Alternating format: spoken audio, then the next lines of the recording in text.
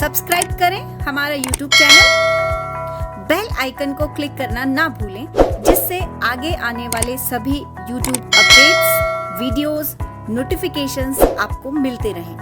नमस्कार विद्यार्थियों, आप सभी का परिष्कार परिवार में स्वागत। मैं डॉक्टर किरण शर्मा। आप सभी की बोर्ड की परीक्षाएं प्रारंभ होने वाली है और अनिवार्य हिंदी का जो पेपर है वो आपका होने वाला है। तो जितने भी विद्यार्थी तैयारी कर रहे हैं उन सभी को शुभकामनाएं कि वे अपने पेपर को बहुत अच्छा करें और बहुत अच्छी तरह से वो अपनी स्टडीज़ में बहुत अच्छा अपना योगदान दें। चलिए बात शुरू करते हैं। आज हम आपके लिए हिंदी का अनिवार्य हिंदी का मॉडल टेस्ट पेपर लेकर आए हैं। आपको अपनी परीक्षा में पता है कि कैसे प्रश्न मिलने वाले हैं, कैसी आपको तैयारी करनी है, कैसे हमें उत्तर लिखने हैं, इनके बारे में आज हम आपको बताएंगे कि आप किस तरह से अपना अच्छी तरह से जो है वो अपना 100% गिव अप देकर क्या कर सकते हैं, अच्छे अंक ला सकते हैं। चलिए शुरू करते हैं आज के हम मॉडल टेस्ट पेपर को। मॉडल टेस्ट पेपर को शुरू करने से पहले आप सभी को मालूम है कि आपकी जो परीक्षा है वो 3 घंटे 15 मिनट आपको उसके लिए मिलने वाले हैं और आपको क्या करना है, 80 नंबर के लिए अपने प्रश्न पत्र को सॉल्व करना है। चूंकि आपके 20 नंबर आपके विद्यालयों के सत्रांक के रूप में गए हैं, तो 80 और 20 मिलाकर 100 नंबर की परीक्षा होगी, जिसमें से आपको अपने परीक्षा हॉल में 80 नंबर का पेपर सॉल्व करना है। चलिए फिर आगे बढ़ते हैं। यहाँ पर उद्देश्य अंक भार प्रतिशत के रूप में जो है आपको बताया गया है कि कैसे कैसे आपको अंक मिलेंगे, कि ज्ञान के, अवबोध के, अभिव्यक्ति के, मौलिकता के किस तरह को आपको प्रश्न मिलने वाले हैं और कितने कितने अंकों के मिलने वाले हैं। कि आपके ज्ञान के 15 नंबर हैं, अवबोध 27 नंबर, अभिव्यक्ति ज्ञानोपयोग 25 नंबर के लिए और मौलिकता और कौशलता या कौशल जो है वो 13 नंबर के लिए आपको जो है वो प्रश्न मिलेंगे और टोटल अंक भार जो है हमारा 80 अंक होने वाला है। फिर आगे बढ़ते हैं। देखिए आगे हम बात करते हैं, आप सभी को अपने प्रश्न पत्र में मिलने वाले प्रश्नों के प्रकार भी मालूम है कि हमें किस तरह के प्रश्न मिलने वाले हैं। फिर भी देख लीजिए, हम एक बार जो है दृष्टि डालते हैं। वस्तुनिष्ठ आपको प्रश्न मिलेंगे। वस्तुनिष्ठ प्रश्न आपको 2 जो है अनसीन पैसेज वहां पर मिलेंगे, एक गद्य का मिलेगा और एक पद्य का मिलेगा। 6 नंबर के लिए 6 प्रश्न आपको मिलने वाले हैं। तो ये आपके वस्तुनिष्ठ प्रश्नों की बात हो गई है और 6 प्रश्न आपको किससे मिलेंगे, रिक्त स्थान वाले मिलेंगे। तो आपको इस तरह से ये प्रश्न मिले और यहाँ पर अंक भार और प्रतिशत सब कुछ आपके सामने दिया गया है। और थोड़ी सी व्यवस्था यहाँ पर जो है समय के अकॉर्डिंग भी है कि आपको 27 मिनट के अंदर आपको ये प्रश्न सॉल्व कर लेने हैं। ज़्यादा और कम आप पर निर्भर करेगा, लेकिन पहले से आप अपना जो है एक बिल्कुल टाइम टेबल बनाकर चलिए, ताकि आपको 3.25 घंटे में अपना पूरा पेपर करने में कोई दिक्कत ना आए। चलिए फिर आगे बढ़ते हैं। कुछ आपको अति लघुतरात्मक प्रश्न भी मिलेंगे, वे आपकी संख्या 11 रहने वाली है। अंक भार भी यहाँ पर दिया गया है और प्रतिशत भी आप लोगों के सामने है और आपने इसी के अकॉर्डिंग आपने पूरी अपनी स्टडीज़ की है। फिर आगे बढ़ते हैं। लघुतरात्मक आपको मिलने वाले हैं 7 प्रश्न, जो टोटल अंक जो है वो 14 नंबर के लिए है और 2 नंबर का एक प्रश्न आपको वहां मिलेगा। दीर्घ उत्तरीय में हम देखें तो आपको 4 प्रश्न मिलेंगे, जो आपके अंक रखता है 16% अंक रखता है और कुछ इस तरह का विभाजन किया गया है कि आपको अलग अलग प्रश्न मिलने वाले हैं, जिसमें आपके पास जो है वो आपकी किताब वितान आरोह में से भी आपको प्रश्न मिलेंगे और फिर आपको कवि और लेखक के परिचय से में भी प्रश्न मिलने वाला है। तो सारे अंकों का विभाजन यहाँ पर किया गया है। इसके बाद निबंधात्मक प्रश्न आपको मिलेंगे। प्रश्नों की संख्या 4 है, उनका अंक विभाजन भी यहाँ पर किया गया है, जिसमें आपके पास जो है वो निबंध रहेंगे। 5 अंक के लिए आपके पास निबंध रहेगा। निबंध आपको अलग अलग शीर्षकों से मिलेगा, जिस पर आपको एक शीर्षक पर निबंध लिखना है, 5 अंक के लिए लिखना है। निबंध की पूरी जो विषय वस्तु होती है प्रस्तावना से शुरू होती है। प्रस्तावना के बाद आप जो है उसके कारण के बाद जो है उसके जो है निदान के और फिर उसके बाद जो है सबसे लास्ट में आप कोई निष्कर्ष भी लिखेंगे। तो आपको 5 अंक के लिए जो 56 मिनट इस तरह से टोटल इन सारे प्रश्नों में आपको 56 मिनट देने हैं और प्रतिशत अंक 21 अंक का रखता है और 2 × 6 ये फिर आपको व्याख्याएं मिलेगी, एक गद्य से मिलेगी, एक पद्य से मिलेगी, जिसका अंक विभाजन भी 2 + 4 के रूप में किया गया है और फिर आपको एक पत्र भी यहाँ पर मिलेगा। ये आपके निबंधात्मक प्रश्नों में मिलने वाले प्रश्नों के आपके पास जो है वो संख्या है, प्रकार है। तो कुल मिलाकर 80% के लिए प्रतिशत प्रश्नों का भी दिया गया है, संभावित समय भी आपके सामने है और प्रश्नों की संख्या भी आपको दी गई है। कम या ज़्यादा निर्भर करता है परीक्षक पर कि वो कितने प्रश्नों के साथ आपके प्रश्न पत्र को आपके सामने प्रस्तुत करता है, लेकिन अंक तो जो है वो 80 में से ही जो है पूरा पेपर आपको मिलेगा। चलिए, ये तो बात की हमने पूरे प्रश्न पत्र में कितने आपको प्रश्न मिलने वाले हैं और किस किस रूप में मिलने वाले हैं। चलते हैं आगे। अब ये यहाँ पर जो है विषय वस्तु भी क्लियर कर देते हैं। जब हम पेपर देने जा रहे हैं और अंतिम हमारी तैयारी चल रही है तो बिल्कुल हमें पता होना चाहिए कि भाई अपठित जो हमें गद्यांश मिलेगा, चाहे वो गद्यांश हो चाहे वो पद्यांश हो, वो 12 अंक का होगा।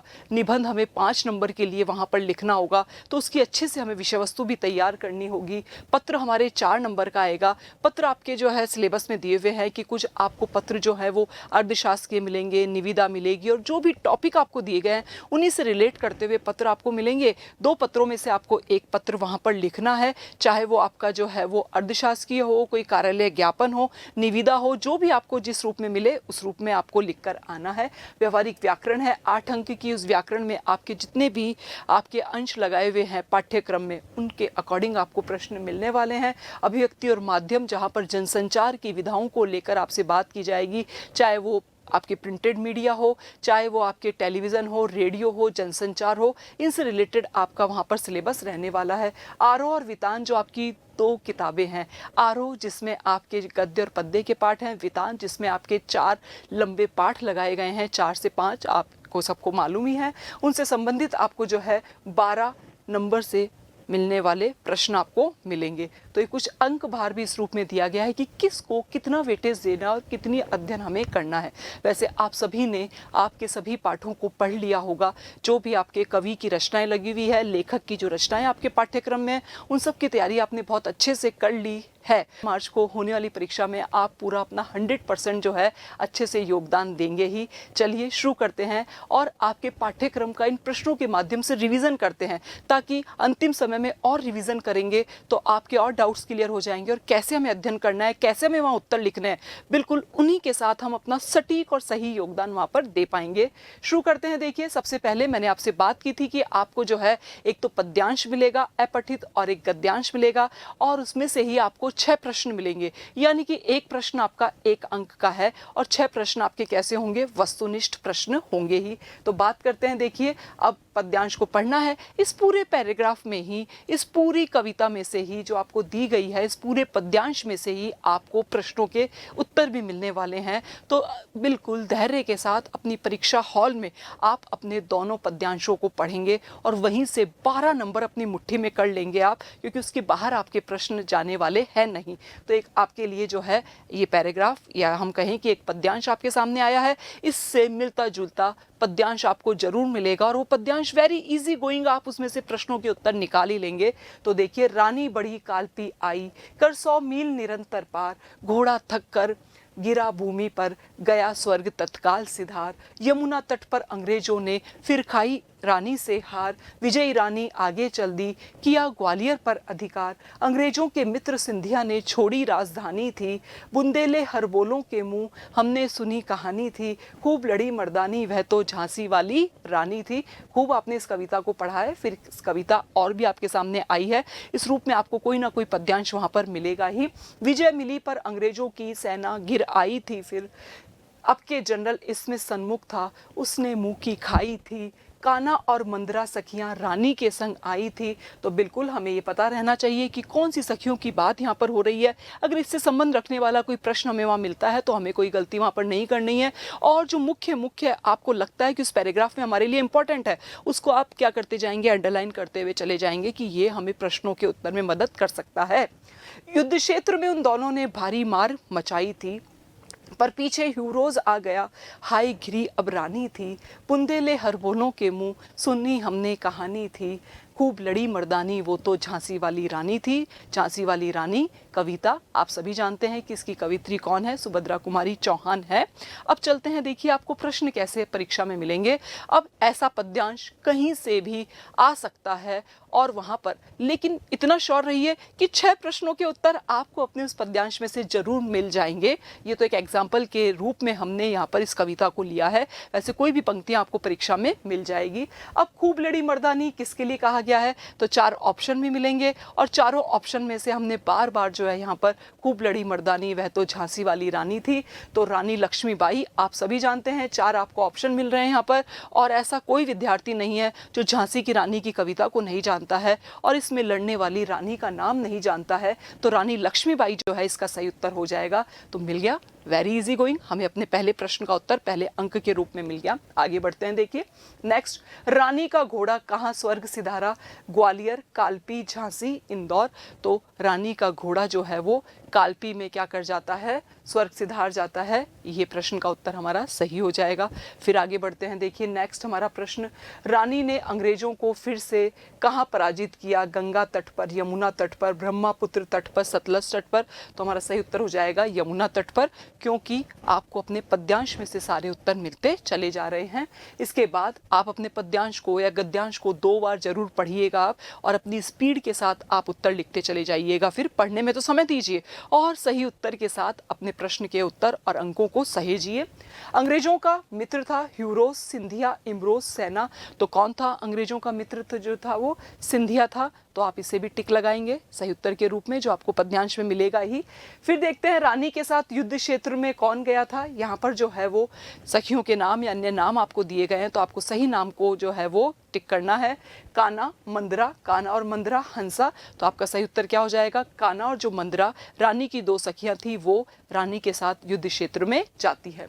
देखिए अगला और अंतिम प्रश्न है हमारा, रानी को युद्ध क्षेत्र में किसने घेरा, ह्यूरोज ने, जैकब ने, वेलेजली ने या निसार ने। तो फिर आपको अपने पद्यांश में उत्तर मिल जाता है कि ह्यूरोज जो है वो रानी को युद्ध क्षेत्र में आकर घेर लेता है। ऐसे ही आपको इससे संबंधित, यानी कि ये तो फिक्स है, आपको एक पद्यांश मिलेगा और 6 उसके ऑब्जेक्टिव प्रश्न मिलेंगे, उसके उत्तर आपको अपने पद्यांश में से देखकर लिखने ही है। चलिए फिर आगे बढ़ते हैं। अब बारी आती है हमारे गद्यांश के जो है वो एक अंश की, एक अवतरण की। तो आपको इससे संबंध रखने वाला है जो भी आप गद्यांश और ही अपठित, यानी कि आपने पहले से नहीं पढ़ा है, तो ऐसा जो अवतरण आपके सामने आएगा, इस अवतरण को आप 2-3 बार जरूर पढ़िएगा, 2 बार तो जरूर धैर्य के साथ पढ़िएगा ताकि आप कोई प्रश्न गलत ना करें, क्योंकि ये तो आपके सामने ही है उत्तर और आप ही को टिक करना है। तो अत्यंत धैर्य के साथ, मनोयोग के साथ पढ़ेंगे तो आपका उत्तर बिल्कुल सही होगा। एक पैराग्राफ हमने यहाँ पर लिया है, प्रत्येक राष्ट्र की अपनी एक सांस्कृतिक धरोहर होती है जिसके बल पर वह प्रगति के पथ पर अग्रसर होता रहता है। मानव युग युग से अपने जीवन को अधिक सुखमय, उपयोगी, शांतिपूर्ण एवं आनंदपूर्ण बनाने का प्रयास करता रहा है। इस प्रयास का आधार वह सांस्कृतिक धरोहर होती है जो प्रत्येक मानव को विरासत में मिलती है और इस प्रयास के फलस्वरूप वह अपना विकास करता है। यह विकास क्रम सांस्कृतिक आधार के बिना संभव नहीं होता। कुछ लोग संस्कृति एवं सभ्यता का एक ही अर्थ लेते हैं। मैंने पहले ही कहा, 1-2 बार जरूर पढ़िएगा विद्यार्थियों, तब आपके प्रश्नों के उत्तर सही होंगे और इतना तो हमें अभ्यास हो चुका है और हम कॉन्फिडेंट भी हो चुके हैं कि हम जरूर इन पैराग्राफ में से, जहां 12 में से 12 अंक हमें फुल में से फुल लेने हैं, जहां कोई परीक्षक काट ही नहीं सकता, आप बिल्कुल सही उत्तर लिखेंगे तो आपको बिल्कुल सही अंक मिलेंगे। इसलिए अत्यंत धैर्य के साथ इन दोनों प्रश्नों को आपको वहां पर करना है। चलिए आगे बढ़ते हैं। यह उनकी मूल है, ये तो संस्कृति एवं सभ्यता में घनिष्ठ संबंध है, किंतु संस्कृति मानव जीवन को श्रेष्ठ एवं उन्नत बनाने की साधनाओं का नाम है और सभ्यता उन साधनाओं के फलस्वरूप उपलब्ध हुई जीवन प्रणाली का नाम है। सभ्यता के अंतस में बहने वाली विचारधारा में जिस जिस युग युग के विकास का क्रम अंकित है उसे हम संस्कृति कहते हैं। फिर आगे, संस्कृति अच्छी अथवा बुरी हो सकती है।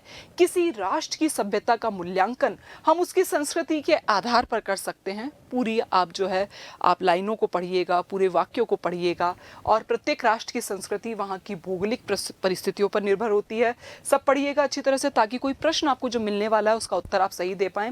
प्रकृति का मानव जीवन को प्रभावित करने में बड़ा महत्वपूर्ण हाथ होता है। चलिए फिर आगे बढ़ते हैं। अब देखते हैं इसके प्रश्नों को हम। प्रश्न आपके सामने है ही, प्रत्येक राष्ट्र किसके बल पर प्रगति करता है। इसलिए मैं आपको कह रही हूँ कि जब आपको अवतरण मिलेगा तो आपको 1-2 बार तो पढ़ना ही होगा और वैसे अवतरण आपके सामने होगा, प्रश्न नीचे लिखे हुए होंगे, तो आप जैसे जैसे पढ़ते जाएंगे और कोई विद्यार्थी जो है वो प्रतिभाशाली विद्यार्थी और हमारे जो विद्यार्थी और हैं वो सबसे पहले ये देखते हैं कि मैंने एक पैराग्राफ पढ़ लिया, मैंने इतना पढ़ लिया, इसमें से कोई प्रश्न तो नहीं है, तो आप बिल्कुल आप अंडरलाइन करते चले जाइए और अपने प्रश्नों के उत्तर आप जो है वो उसमें लगाते चले जाइए और फिर अपनी कॉपी में तो आपको लिखना ही है। तो हमारा सही उत्तर इसमें हो जाएगा सांस्कृतिक धरोहर। इसलिए मैं कह रही हूँ 2-3 बार पढ़िए, आपको पूरा वाक्य मिलेगा और उस वाक्य के आधार पर ही अपने प्रश्न का उत्तर आप देंगे अपने उस पैराग्राफ में से। नेक्स्ट प्रश्न हमारा, प्रत्येक राष्ट्र की संस्कृति किस परिस्थिति पर निर्भर करती है? राष्ट्र की संस्कृति पूछी गई है, भौगोलिक, सामाजिक, राजनीतिक, पारिवारिक, तो डिपेंड करता है उस पैराग्राफ में जो आया वहीं से हमें उत्तर लेना है, तो भौगोलिक इसका सही उत्तर हो जाएगा। नेक्स्ट हमारा प्रश्न देखिए, सभ्यता के अंतस में बहने वाली विचारधारा में जिस युग युग के विकास का क्रम अंकित है उसे कहते हैं। सारे वाक्य आपको आपके पैराग्राफ में से मिल रहे हैं तो फिर तो कोई दिक्कत ही नहीं है, संस्कृति कहते हैं, ऐसा पैराग्राफ में हमने ऊपर पढ़ा और नीचे हमें उस पैराग्राफ से संबंध रखने वाले प्रश्न का उत्तर देना है। नेक्स्ट, मनुष्य का विकास किस प्रकार संभव है? सभ्यता के आधार पर, सांस्कृतिक आधार, सामाजिक आधार, राष्ट्र के आधार पर, तो सही उत्तर हो जाएगा सांस्कृतिक आधार पर जो है वो मनुष्य का विकास संभव है, ऐसा भी उस अवतरण में लिखा गया है। नेक्स्ट देखिए फिर आप, मानव जीवन को प्रभावित करने में महत्वपूर्ण है। क्या मानव जीवन समाज से, राष्ट्र से, प्रकृति से, संस्कृति से किससे प्रभावित होता है? तो सही उत्तर हो जाएगा कि मानव जीवन जो है वो प्रभावित करने में महत्वपूर्ण क्या है? प्रकृति जो है वो इस रूप में सामने आती है। चलिए फिर आगे बढ़ते हैं। देखिए, प्रस्तुत गद्यांश का उपयुक्त शीर्षक, तो आपसे जो भी गद्यांश या पद्यांश आएगा उसका शीर्षक भी आपसे पूछा जाएगा, तो आप बिल्कुल सही इसके शीर्षक की ओर जाएंगे। सभ्यता, सभ्यता संस्कृति, राष्ट्र का विकास, संस्कृति, क्या हो जाएगा इसका सही उत्तर जो है वो राष्ट्र का विकास। जहां पर आप देखिएगा 1-2 पैराग्राफ जो आपको दिए गए हैं, जो पैराग्राफ, उसकी 1-2 लाइन में ही आपको क्या दिख जाएगा, वहाँ पर दिख जाएगा कि हाँ भाई इस पैराग्राफ का शीर्षक यही है। और आपको जब ऑप्शन मिलेगा तो आप 1-2 बार पढ़कर जरूर सही उत्तर को लगाइएगा। तो इस तरह के आपको गद्यांश और पद्यांश मिलने वाला है, जिसमें से आपको 6 अंकों के 6 अंक के लिए 6 प्रश्न मिलने वाले हैं। चलिए अगले प्रश्न की ओर बढ़ते हैं और अगला प्रश्न हमारा किससे संबंध रखता है? रिक्त स्थान से संबंध रखता है। तो देखते हैं कि जो हमारे रिक्त स्थान से पूर्ति करने वाले प्रश्न हमें 6 मिलने वाले हैं, इसमें से कुछ तो हमें अलंकारों में से मिलेंगे, कुछ हमें शब्द शक्ति में से मिलेंगे और कोई हमारा प्रश्न जो है हमें लिपि से जो संबंध रखता है उससे मिलेगा, क्योंकि हमारे पाठ्यक्रम में बिल्कुल विस्तृत रूप से बताया गया है कि कैसे कैसे प्रश्न किस रूप में आपको मिलने वाले हैं। आगे बढ़ते हैं। देखिए पहला प्रश्न आपके सामने है, हिंदी भाषा की लिपि डैश है। अब आप सभी जानते हैं कि हिंदी भाषा की लिपि देवनागरी है। देवनागरी लिपि हमने लिखा और हमें 1 अंक हमारा मिल गया। दूसरे देखिए इसके ऑप्शन की ओर चलते हैं तो, काली घटा का घमंड घटा, नभमंडल तारक वृंद खिले, पंक्ति में अलंकार है। आप अब जान चुके हैं कि अलंकार लाटानुप्रास और आपके अनुप्रास और यमक और श्लेष ये आपके पाठ्यक्रम में लगे हुए हैं, इनसे संबंध रखने वाला ही कोई प्रश्न आपको मिलेगा। जब आपके सामने पंक्ति आ गई है और आपको अलंकार जब आते हैं तो कोई समस्या नहीं होगी इस फिलिंग द ब्लैंक्स को भी सही रूप में उत्तर के रूप में लिखने में। काली घटा का घमंड घटा, आप देख रहे हैं कि घटा शब्द जो है वो 2 बार आया है और दोनों बार ही जो है वो क्या हुआ है, इन दोनों का अर्थ अलग अलग है। ये तो काली घटा के लिए कहा गया है, जो आंधी तूफान वर्षा आने के पहले बादल में जो काली काली घटाएं छा जाती है उसके संदर्भ में है। घमंड घटा का मतलब, घटा मतलब कम होना, तो यहाँ पर एक शब्द 2 बार आया लेकिन दोनों ही बार जो है इसका अर्थ भिन्न भिन्न है। वहाँ पर कौन सा अलंकार हो जाता है? यमक अलंकार हो जाता है। तो सही उत्तर हो गया हमारा यमक अलंकार। चलिए फिर आगे बढ़ते हैं। भाषा का लिखित रूप क्या कहलाता है? भाई अब जब हिंदी भाषा की लिपि देवनागरी है तो भाषा का लिखित रूप तो क्या कहलाता है? लिपि कहलाता है। सही हो गया आपका प्रश्न का उत्तर। आगे बढ़ें फिर, शब्द में निहित अर्थ को प्रकट करने वाले व्यापार को क्या कहते हैं? तो आप देखिएगा आपके पाठ्यक्रम में रिक्त स्थानों में से किस किस पाठ्यक्रम से प्रश्न आपको मिलने वाले हैं, तो वहां पर शब्द शक्ति भी आपके पाठ्यक्रम में है, तो इसका सही उत्तर क्या हो जाएगा? शब्द शक्ति उसे कहते हैं। नेक्स्ट देखिए, हिंदी भाषा डैश परिवार की भाषा है। चूंकि भाषा आपके जो है पाठ्यक्रम में है तो आपको प्रश्न तो मिलेगा ही, तो हिंदी कौन से जो है परिवार की भाषा है? बहुरूपीय परिवार की भाषा है। तो हमारा सही उत्तर ये हो ही गया है।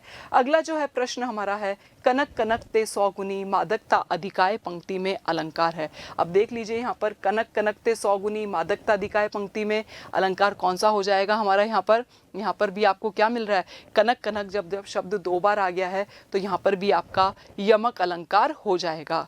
चलिए फिर आगे बढ़ते हैं। तो यानी कि आप देख लीजिएगा परीक्षा में आपको जब आपको प्रश्न मिल रहे हैं तो कौन से अलंकार से, किस शब्द शक्ति के बारे में और कौन सी लिपि से संबंध रखने वाला प्रश्न आपसे पूछा गया है। आगे बढ़ते हैं, अगले जो है प्रश्न की ओर बढ़ते हैं। तो देखिए फिर यहाँ पर निम्नलिखित अति लघुतरात्मक प्रश्नों के उत्तर एक पंक्ति में दीजिए। तो यहाँ पर आपको जो प्रश्न मिलेंगे उनका एक एक पंक्ति में या लघुतरात्मक आपको उत्तर देना, और ये भी आपके एक एक अंक के लिए परीक्षा में आपको मिलेंगे। तो निम्न पारिभाषिक शब्दों के अर्थ लिखिए। अब देख लीजिए यहाँ पर ऐसे आपको अंग्रेजी में जो है वो शब्द मिलेंगे, और पारिभाषिक शब्दावली के नाम से आपके टॉपिक है। वहाँ पर अंग्रेजी में कोई आपके पास जो है एक वर्ड आया, उसका आपके कार्यालय में उस शब्द का हिंदी में क्या प्रयोग किया जाता है उसका अर्थ लिखना है। तो ऑटोनॉमस का मतलब हो गया स्वायत्त, और मिनट्स का अर्थ हो गया कार्यसूची। ऐसे आपको कोई भी अंग्रेजी का शब्द मिलेगा, उसका हिंदी में आपको कार्यालय में जो प्रयोग किया जाता है अर्थ में, उस हिंदी अर्थ को यहाँ पर, उस हिंदी शब्द को यहाँ पर लिखना है। ऐसे आप शब्दों को जरूर देखकर जाइएगा, क्योंकि आधे नंबर के लिए ये आपसे प्रश्न पूछा गया है। आगे बढ़े, देखिए फिर आपको अब ये जो टॉपिक है आपका, ये जो प्रश्न है ये मिला जुला है, कहीं से भी आपको प्रश्न पूछे जा सकते हैं पूरे, चाहे आरोह हो, चाहे वितान हो, चाहे ये आपके जो है वो जनसंचार की विधा हो, पारिभाषिक शब्दावली हो, प्रश्न आपको किसी भी रूप में मिल सकता है, और आपको अति लघुतरात्मक शब्दों में, अति लघुतरात्मक रूप में इसका उत्तर देना है। अगला देखिए, डॉक्टर अंबेडकर के आदर्श समाज का आधार क्या है। तो फिर डॉक्टर अंबेडकर के आदर्श समाज का आधार स्वतंत्रता, समानता तथा भाईचारा है। आपने जो भी पाठ पढ़ लिए उनको बहुत अच्छे से पढ़ लीजिएगा, क्योंकि किसी भी रूप में कैसा भी प्रश्न आपके सामने आएगा तो आपको उसका उत्तर लिखना ही है। अगले प्रश्न की ओर बढ़ते हैं। देखिए, आलेख किसका छोटा रूप होता है। ये आपकी जनसंचार और जो अभिव्यक्ति माध्यम जो आपकी टॉपिक है उनमें से प्रश्न पूछा गया है। तो आलेख निबंध लेखक जो है उनका ही एक लघु रूप होता है, उसे आलेख कहा जाता है। एक नंबर के लिए आपको ये लिखना है। नेक्स्ट हम प्रश्न देखते हैं, कवि शमशेर बहादुर सिंह की किन्हीं दो रचनाओं के नाम लिखिए। तो आपने शमशेर बहादुर सिंह कवि की जो है वो जो भी रचनाएं अपनी पुस्तक के माध्यम से पढ़ी है, जब भी हम कवि परिचय तैयार करते हैं, कवि है, लेखक है, इससे संबंध रखने वाला प्रश्न भी आपको मिलेगा। तो फिर आपको दो रचनाएं याद करनी है, क्योंकि आपको परीक्षा में मिलेगी ही भाई लोगों। तो आप क्या करेंगे, चुका भी नहीं हूं मैं, ये एक इनकी रचना हो गई, और दूसरा कुछ और कविताएं, ऐसा आपने लिखा। ऐसा किसी भी कवि के बारे में, किसी भी लेखक की आपके सामने प्रश्न आ सकता है, आ भी सकता है, नहीं भी आ सकता है, डिपेंड ऑन योर परीक्षक कि उसने अपना आपका पेपर कैसा बनाया है, लेकिन आपको प्रश्न जरूर इस रूप में मिलेंगे ही। भक्तिन अपना वास्तविक नाम लोगों से क्यों छिपाती थी। महादेवी वर्मा का जो ये संस्मरण है भक्तिन, उसमें से आपसे प्रश्न किया गया है। क्या हो जाएगा इसका उत्तर, अपने नाम के अनुसार गुण या दशा न होने से वह लोगों से अपना वास्तविक नाम छिपाती थी। आपने पाठ पढ़ लिया है, आप सभी को मालूम है कि भक्तिन, उसके नाम के अनुरूप जो है कोई कार्य नहीं था, ना तो उसके कोई गुण उससे मिलते थे, ना ही उसकी दशा ऐसी थी। इसीलिए अगर वो भक्तिन किसी को अपना नाम बताती थी तो वो सोचेगी या वो सोचती थी ऐसा कि भाई लोग उसको क्रिटिक करेंगे, आलोचक के रूप में जो है उसकी जो है आलोचना करेंगे, तो वो अपना नाम किसी को ऐसा भक्तिन नहीं बताती थी। नेक्स्ट देखिए, कवि ने सहर्ष क्या स्वीकारा है, स्पष्ट कीजिए। कवि ने अपने जीवन के जो गहरे अनुभव थे, गरीबी एवं प्रियजनों की यादों को सहज स्वीकारा है। मैं फिर आपसे कह रही हूँ, जितने भी आपके आरोह भाग 2 में कवि की रचनाएं और आपके लेखक की रचनाएं लगी हुई है, उन सबको बहुत अच्छे से आपने पढ़ लिया है, लेकिन अभी भी आपके पास समय है तो तुरंत आप जो है वो एक रात को बैठकर जितना आपसे हो सके आप अपने गद्य के जो लेसन है उनका रिवीजन कर लीजिए, रीडिंग लगा लीजिए। कहीं से भी कोई छोटा प्रश्न आपको मिल सकता है, कविताओं को सरसरी निगाहों से आप देख लीजिए, ताकि वहाँ आपके प्रश्नों में आपको कोई उत्तर गलत ना आप करें और ना उसका अंक आपसे कटे। नेक्स्ट देखिए, फिर हमारा प्रश्न, लेखक ने शिरीष के फूलों की तुलना किससे की है। हजारी प्रसाद द्विवेदी जी का निबंध है ये। अब वहाँ पर आप सभी जानते हैं कि लेखक ने शिरीष के फूलों की तुलना किससे की है, अवधूत से की है। वहाँ पर आपने कबीर, कालिदास और जो है पूरे निबंध को जब हम पढ़ते हैं तो वहाँ पर कई नाम आए हैं, और इसके माध्यम से क्या संदेश कवि देना चाहता है वो सब भी आप जानते हैं। तो फिर यहाँ पर हो जाएगा कि कालजयी अवधूत से जो है वो इन फूलों की जो है तुलना की गई है। नेक्स्ट क्वेश्चन हम देखें, एन फ्रैंक ने अपनी डायरी में क्या लिपिबद्ध किया है। तो एन फ्रैंक की डायरी आप जरूर पढ़कर जाइएगा, बल्कि पाठ बड़ा लगेगा आपको, लेकिन आप 1-2 सिटिंग में जरूर इसको पढ़ लीजिएगा, क्योंकि ऐसा है कि भाई 1-2 परीक्षाओं में जो है, पिछले साल की परीक्षा में भी एन फ्रैंक डायरी में से कुछ आपको प्रश्न मिले नहीं हैं, तो इस बार जरूर आपका परीक्षक वहाँ से कोई ना कोई प्रश्न आपको लिए या आपको वहाँ से मिलेगा। एन फ्रैंक ने द्वितीय महायुद्ध काल में गुप्त आवास में बिताए गए 2 वर्षों के जीवन को अपनी डायरी में लिपिबद्ध किया है। हालांकि बहुत बड़ा पार्ट है वो डायरी लेखन में लिखा गया है, बहुत सारी घटनाएं उसमें हैं, लेकिन जितना अध्ययन आपसे हो सकता है, जितना आपका सामर्थ्य है, एक बार पुनः इस पाठ को आप पढ़ लीजिएगा।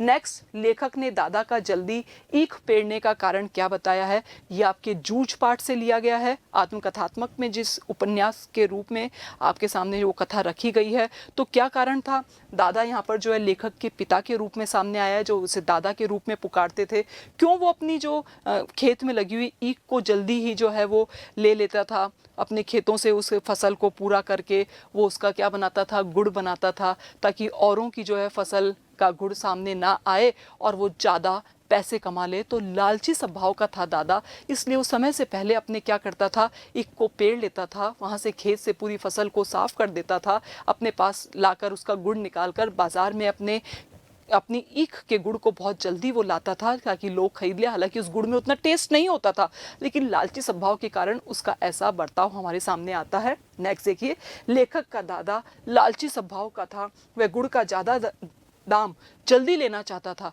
अगर मार्केट में और लोगों का गुड़ भी आ जाएगा तो फिर उसे गुड़ का दाम नहीं मिलेगा, और अगर नई नई कोई वस्तु आती है और कम ही लोगों के पास होती है तो व्यक्ति उसे खरीदना चाहता है। इसीलिए ये जो लालच है उस लेखक के पिता में, दादा में रहता है, उसका वर्णन यहाँ पर किया गया है।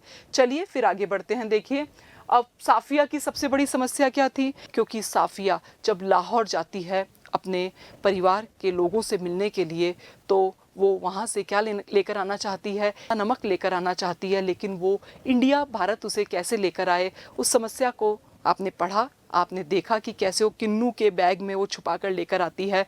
और समस्या थी कि चेकिंग हो जाएगी, कस्टम वाले आ जाएंगे, और अगर नमक पकड़ लिया गया, कुछ चीज़ें जो हम इधर उधर जाते हैं और जो वर्जित होती है और कस्टम से हम छुपा कर लेकर आते हैं और वो हमें मिल जाती है, या फिर कस्टम वालों को वो चीज़ें, वस्तुएं खोज करने पर मिल जाती है, तो फिर उसका दंड भी भुगतना पड़ता है, कोई भी जो है अपराध करने पर जो सज़ा होती है। इसलिए साफिया को बार बार ये डर लग रहा था कि जो एक सेर नमक की पुड़िया उसने बनाई है वो अगर लेकर जाएगी तो कैसे लेकर जाएगी, ये उसके दिमाग में निरंतर चलता रहता है। जहाँ जहाँ ट्रेन रुकती है, साफिया के जो है वो दिमाग में हलचल मच जाती है, एक तनाव उत्पन्न हो जाता है। पूरी आपने जो है वो कहानी पाठ को पढ़ाई होगा।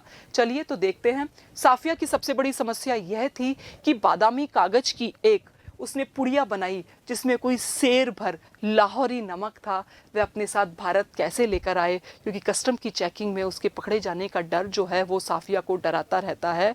और साफिया किसी को भी नहीं कहती अपने परिवार वालों को कि मैं इस तरह से नमक यहाँ से लेकर जा रही हूँ। देखिए फिर, सिंधु घाटी सभ्यता को जल संस्कृति क्यों कही जा सकती है। अब आपने सिंधु घाटी सभ्यता, मोहनजोदड़ो एक लंबे पाठ के रूप में आपके लगी हुई है, तो यहाँ पर ये वितान से लिया गया है प्रश्न। और सिंधु घाटी की सभ्यता नदी, स्नानागार, कुंड, कुएं और बेजोड़ पानी की निकासी के कारण जल संस्कृति वाली जो सभ्यता कही जा सकती है। आपने देखा ही है कि किस तरह के स्नानागार वहाँ पर थे, पानियों की निकासी के लिए नालियाँ किस तरह से बनी हुई थी, किस तरह वहाँ पूरे घर बने हुए थे। तो क्यों से जल संस्कृति कहा गया, इन सब का वर्णन 1 नंबर के लिए आपको लिखना है। इस तरह आप अपना उत्तर लिखेंगे। पढ़ते हैं फिर, देखिए आगे। अब ये बात थी हमारी अति लघुतरात्मक प्रश्नों की। खंड ए हमारा कंप्लीट होता है, जहां पर हमने अपठित गद्यांश और पद्यांश को देखा, रिक्त स्थानों की पूर्ति के रूप में हमें प्रश्न मिले और कुछ अति लघुतरात्मक प्रश्न हमें मिले हैं। अब बात आती है खंड पे। बिल्कुल प्रश्न पत्र आपको इसी फॉर्म में मिलेगा, आपने पिछले बोर्ड की परीक्षाओं के प्रश्न पत्र देखे भी होंगे।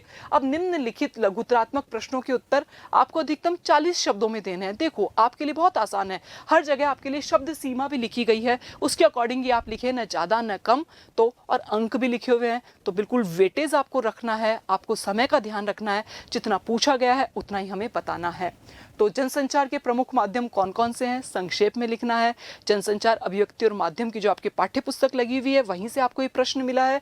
तो देखिए, जनसंचार माध्यमों में यहाँ पर आपको प्रश्न के उत्तर देखने में बड़े लगे, लेकिन हम जब परीक्षा में जाते हैं तो बड़ा याद कर कर जाते हैं, और वहाँ जाते जाते हम भूल जाते हैं कि कितना हमें वहाँ पर जो याद रहेगा। अगर हम इतना सा याद करेंगे तो हमारे माइंड से स्किप हो जाएगा। तो आप देखिएगा, आपको 40 शब्दों में अपने प्रश्न के उत्तर को लिखना है, जहाँ पर आपका कंटेंट भी पूरा आ जाए और सार्थक शब्दों में अपनी बात को आप कह पाएं। तो प्रिंट माध्यम है, मुद्रित माध्यम जिसे हम कहते हैं, टीवी है, रेडियो है, इंटरनेट है, प्रमुख माध्यम हो गया।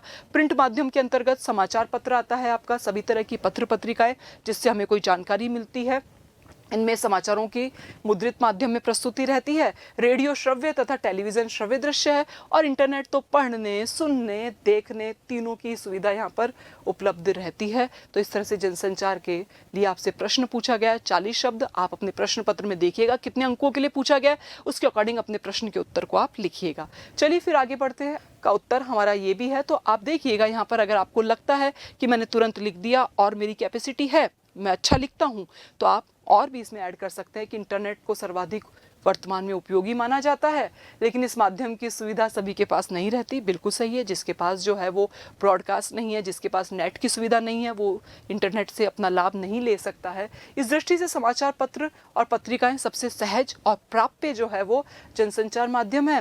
मनोरंजन की दृष्टि से तो रेडियो टेलीविज़न दोनों ही अपना महत्व रखते हैं, और इनकी शैली और लेखन शैली दोनों ही अलग अलग होती है। कई बार परीक्षा में पिरामिड शैली और आपसे लेखन शैली से संबंध रखने वाले प्रश्न भी पूछे जा सकते हैं। आप जहां से भी अपना अध्ययन कर रहे हैं वहां से अपने पूरी सामग्री को आपने अच्छी तरह से पढ़ लिया होगा, तो तुरंत आप जो है वो, अगर किन्हीं विद्यार्थियों का ये टॉपिक रह रहा है, किसी को लगता है कि मेरा ये क्षेत्र अभी जो है थोड़ा सा मुझे और देखना चाहिए, तो आप प्रश्न के अकॉर्डिंग अपने उन पाठों को, उन जो है वो लिखित माध्यम में जो भी आपके सामग्री है उनको आप एक बार रिवीजन में जरूर ले लें।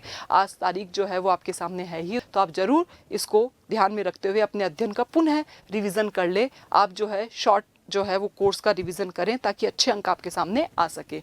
नेक्स्ट चलते हैं। देखिए, बीज गल गया निशेष छोटा मेरा खेत कविता में इसका क्या आशय है, अब ये भी आपने पढ़ी है, उमा शंकर जोशी की ये जो कविता है। अब बीज गल गया और निशेष छोटा मेरा खेत जो है वो क्या कहता है, इसमें कवि अपनी कविता के माध्यम से आपको लिखना है। इसका आशय यह है कि जिस प्रकार धरती के अंदर बीज बोया जाता है, पूरी तरह से गलकर वो अंकुरित होता है, उसी प्रकार कवि के भाव अहम भावना से मुक्त हो जाते हैं। कवि तो अपनी अहम की भावना से मुक्त होकर भी अपनी कविताएं लिखता है, और वो कविताएं सर्वजन हिताय के लिए अभिव्यक्त हो जाती है और सभी का हित करने वाली होती है। कोई ना कोई उपदेश, कोई ना कोई ज्ञान उन कविताओं में छिपा होता है, इसीलिए बात को कहा गया है। आगे देखिए, बाजार दर्शन निबंध के आधार पर बाजार के जादू को स्पष्ट करते हुए इससे बचने के उपाय लिखिए। जैनेंद्र की बाजार दर्शन से जो है वो बहुत ही महत्वपूर्ण रचना है। कई बार बोर्ड की परीक्षाओं में इस रचना से संबंधित प्रश्न रिपीट हुए हैं। 2 नंबर के लिए आपको क्या लिखना है, जितने का भी प्रश्न अंक आपके सामने लिखा होगा परीक्षा में, तो क्या लिखना है भी, बाजार दर्शन, बाजार का जादू क्या होता है। आपने परचेजिंग पावर और बहुत अच्छे से भगत जी के चूरण और इन सब को पढ़ा होगा। इसमें बहुत सारे उदाहरण के माध्यम से लेखक ने बाजार के जादू को बताया है, कैसे हम जो है वो विंडो शॉपिंग करने जाते हैं और कई बार हम अननेसेसरी वस्तुओं को भी खरीद कर ले आते हैं, तो वो मनी की जो है पावर होती है, और कोई अपने मन पर नियंत्रण कर लेता है और मनी भी उसके पास होती है तो भी वस्तुओं को नहीं खरीदता है। तो पूरा एक तुलनात्मक अध्ययन वहाँ प्रस्तुत है, आपने पढ़ लिया है, आपकी तैयारी है, तो देखिए इसका सही उत्तर क्या हो जाएगा। बाजार के जादू का आशय जो है वो बाजार में सुसज्जित अनेक वस्तुओं के प्रति आकर्षण होना। हम भी जब खरीदारी करने के लिए जाते हैं, एक वस्तु की जाते हैं, 2 वस्तु की जाते हैं, और हम उन लुभावने आकर्षणों की ओर आकर्षित होकर अनावश्यक रूप से कई सामग्रियां हैं, कई वस्तुएं हम खरीद लाते हैं। उनके लिए कहा गया है बाजार के जादू से बचने के लिए उपयोगी और निश्चित वस्तु ही खरीदनी चाहिए तथा व्यर्थ की लालसा और दिखावे की प्रवृत्ति से मुक्त रहना चाहिए। जब भी हम मार्केटिंग करने जाएं, हम वस्तु खरीदने जाएं, अपनी एक प्रॉपर लिस्ट बनाकर लेकर जाएं, जो हमें खरीदना है वही हम खरीद कर लेकर आए। अगर हमारे पास में कोई लिस्ट नहीं है और हम ऐसे ही पैसे को लेकर बाजार में चले गए तो अनावश्यक वस्तुएं आना स्वाभाविक है, ये मानवीय जो है स्वभाव है। तो इस तरह से इस पाठ में ये बताया गया है। चलिए आगे बढ़े, अगला प्रश्न देखते हैं। देखिए, श्रम विभाजन के पोषक श्रमिक विभाजन के पक्ष में क्या तर्क देते हैं। तो ये भी आपके आम्बेडकर का जो पाठ है वहाँ से प्रश्न लिया गया है। वहाँ से आपको बड़े प्रश्न मिल सकते हैं, छोटे भी मिल सकते हैं। आप बिल्कुल तुलनात्मक अध्ययन ऐसा कीजिएगा, पिछला जो बोर्ड का पेपर है उसमें कौन से बड़े प्रश्न आ गए थे, कौन से छोटे आ गए थे और कौन से इस बार आने की संभावना रहती है। 2-3 बार हम पिछले बोर्ड के परीक्षाओं के प्रश्न पत्रों का मूल्यांकन करेंगे, देखेंगे, तो एक अनुमान हम लगा सकते हैं कि ऐसे प्रश्न हमको मिलने वाले हैं।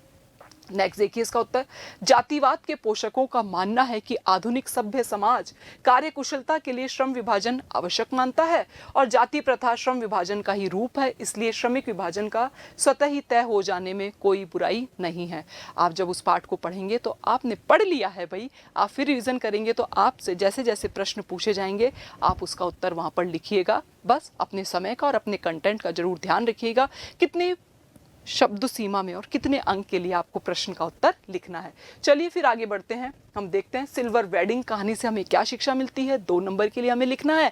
और सिल्वर वेडिंग से आपने जब कहानी पढ़ी तो आपने यशोधर बाबू को वहाँ पर देखा, तो वहाँ देखते हैं कि कैसे एक तो वैचारिक मतभेद 2 पीढ़ियों में चलता है और भारतीय संस्कृति पर जो पाश्चात्य सभ्यता का जो अंधानुकरण वहाँ पर दिखाया गया है, उनके पुत्र पुत्री के माध्यम से उसका चित्रण किस रूप में किया गया है। बहुत अच्छी कहानी है, लंबी कहानी है, तो आप जो है वो इसका उत्तर भी लिख देंगे। क्या होगा देखिए, इस कहानी में हमें शिक्षा मिलती है कि जीवन में आधुनिकता का समावेश तो करें, परंतु हम पाश्चात्य संस्कृति का अंधानुकरण नहीं करें। बहुत सारे एग्जाम्पल वहाँ पर दिए गए हैं कि उनकी पत्नी, उनकी पुत्री किस तरह के वस्त्र पहनती है, उनकी पत्नी पहले कैसे रहती थी, लेकिन अब जो है वो जैसे जैसे उनके बेटे प्रगति करते हैं और शहर में आते हैं तो उनका बदलाव, उनका रहन सहन, उनका घर का वातावरण बदलता चला जाता है। उसका कितना अच्छा वर्णन किया गया है तुलनात्मक रूप से। तो आप पूरी कहानी पढ़िएगा, कोई भी प्रश्न आपको किसी भी रूप में वहाँ पर मिल सकता है। नेक्स्ट, अस्थिर सुख पर दुख की छाया पंक्ति में दुख की छाया किसे कहा गया है और क्यों कहा गया है। अब मैंने आपको पहले ही कहा कि आपकी जो आरोह भाग 2 किताब है उसमें गद्य और पद्य दोनों के पाठ हैं, तो दोनों से ही आपको प्रश्न मिलेंगे। निराला की बादल राग से ही प्रश्न लिया गया है। क्या है इसका उत्तर देखिए, पूंजीपतियों के द्वारा सामान्य लोगों एवं किसानों का शोषण किया जाता है ही वहाँ पर वो कविता इस रूप में पूंजीपतियों के विरुद्ध क्रांति का जो आह्वान करने का संदेश है उसमें उस रूप में आया। बादल राग, बादल तो प्रतीक ही किसका, क्रांति का। जो बादल गरजते हैं तो डर लगता है, भय लगता है, उसी का वर्णन वहाँ पर किया गया है। इस कारण पूंजीपतियों के पास पर्याप्त सुख के साधन होते हैं। सामाजिक क्रांति से सदैव डरते हैं, क्योंकि समाज का जब निम्न वर्ग, दलित वर्ग और गरीब वर्ग जब क्रांति करेगा तो जो ये अमीर वर्ग है, पूंजीपति वर्ग है, इसे डर लगता है कि उनके क्रांति करने से कहीं समाज में परिवर्तन ना हो जाए, स्थितियां ना बदल जाए। और इसीलिए क्या कहा गया है, क्रांति आने से सब कुछ परिवर्तित हो जाएगा। अतएव क्रांति या विनाश की आशंका को उनके सुख और दुख की छाया को बताया गया है कि कैसे उनके सुख पर दुख की छाया जो है वो मंडराती रहती है क्रांति के कारण। आगे बढ़ें, अगले प्रश्न को देखें। जन समाज द्वारा प्रयोग में लाए जाने वाले जनसंचार के कौन कौन से माध्यम हैं। अब कौन कौन से माध्यम हैं आप सभी जानते हैं, फिर वही है कि भाई मुद्रित माध्यम है, रेडियो है, टेलीविज़न है, इंटरनेट है, समाचार पत्र हैं, और इसके बाद आपके लिए जो है वो टीवी हो गया, रेडियो हो गया। जो भी जनसंचार का जो है माध्यम, वर्तमान में तो फ़ोन भी जो है सबसे बड़ा साधन है ही, क्योंकि आजकल अधिकतर जो जनता है उसके पास फ़ोन तो है ही, वहीं से हमारी सारी जो है वो सारी जानकारी, सारी जो है वो घटनाएं वहाँ से क्या हो जाती है, वायरल होती है और लोगों तक पहुँचती है। उषा कविता में भोर का प्राकृतिक सौंदर्य चित्रण किस प्रकार किया गया है। उषा कविता में जो भी प्रातःकाल का वर्णन किया गया है उसे अपने शब्दों में लिखना है। यहाँ पर उषा और भी किसी कवि की किसी भी कविता के बारे में आपसे पूछा जा सकता है, क्योंकि आपके 5-6 तो कविताएं हैं और 5-6 ही आपके जो है कवि की कविताएं हो गई और कुछ लेखकों के पाठ है, तो आप जरूर अच्छे से पढ़ लीजिएगा विद्यार्थियों। उषा कविता में भोर का जो प्राकृतिक सौंदर्य है उसके नवीन उपमानों, बिंबों तथा नए प्रतीकों का प्रयोग यहाँ पर किया गया है। इसमें प्रातःकालीन आकाश को राख से लीपा हुआ चौका, लाल केसर से धुली काली सिल बताया गया है। इसमें प्रकृति का शब्द, चित्र सजीव अभिव्यक्त हुआ है। 2 नंबर के लिए आपको ये लिखना ही है। नेक्स्ट, पहलवान की ढोलक पाठ के आधार पर गांव में व्याप्त महामारी की भयानक दशा का वर्णन करना है आपको। तो यहाँ पर आप देख लीजिए, पहलवान की ढोलक जो फणीश्वरनाथ रेणु की एक जो है वो आपके सामने यहाँ पर जो कहानी लगाई गई है उसमें से आपने पूरी कहानी पढ़ ली होगी। हेजा हो जाता है वहाँ पर महामारी के रूप में और जो है वो मलेरिया फैल जाता है, और जब वहाँ पर ये ऐसी स्थिति आती है तो रोज़ घरों से क्या होती है 2-3 लाशें उठने लगी थी। कितनी मार्मिक कहानी है। अंत तक आते आते हर विद्यार्थी की और जो पढ़ने वाला पाठक वर्ग है उसकी आंखें नम हो जाती है कि किस तरह पहलवान जो है अपने दोनों पुत्रों की लाश को लेकर जाता है और अंत में एक रात को जो है वो पहलवान भी जो है मृत्यु को प्राप्त कर लेता है और गांव वालों को उसके ढोलक की थाप सुनाई नहीं देती है। उस कहानी को पढ़कर उससे और भी कोई प्रश्न आपको मिल सकता है, तो जरूर पढ़िएगा। आप पढ़ ली है वैसे आपने, लेकिन एक बार फिर से मैं कह रही हूँ पुनः रिवीजन आप लोग कर लीजिएगा। दिन में करुण रुंदन और हाहाकार का स्वर सुनाई देता था, परंतु रात में सन्नाटा रहता था। लोग रात में अपनी झोपड़ियों में डरे सहमे पड़े रहते थे, क्योंकि उन्हें लगता था कि कल कोई सुबह होगी जब तब किसी घर से कोई लाश उठती हुई वो ना देखे। माताओं में दम तोड़ते हुए पुत्र को अंतिम बार बेटा कहकर पुकारने की भी हिम्मत नहीं होती थी। ऐसा मार्मिक जो है वातावरण का दृश्य वहाँ पर चित्रण किया गया है। उसको पढ़ेंगे और इस तरह से हम उत्तर वहाँ पर लिखेंगे। चलिए आगे बढ़ते हैं। देखिए, कवि रघुवीर सहाय कर लीजिए यहाँ पर, रघुवीर सहाय की कविता कैमरे में बंद अपाहिज में किस पर व्यंग किया गया है।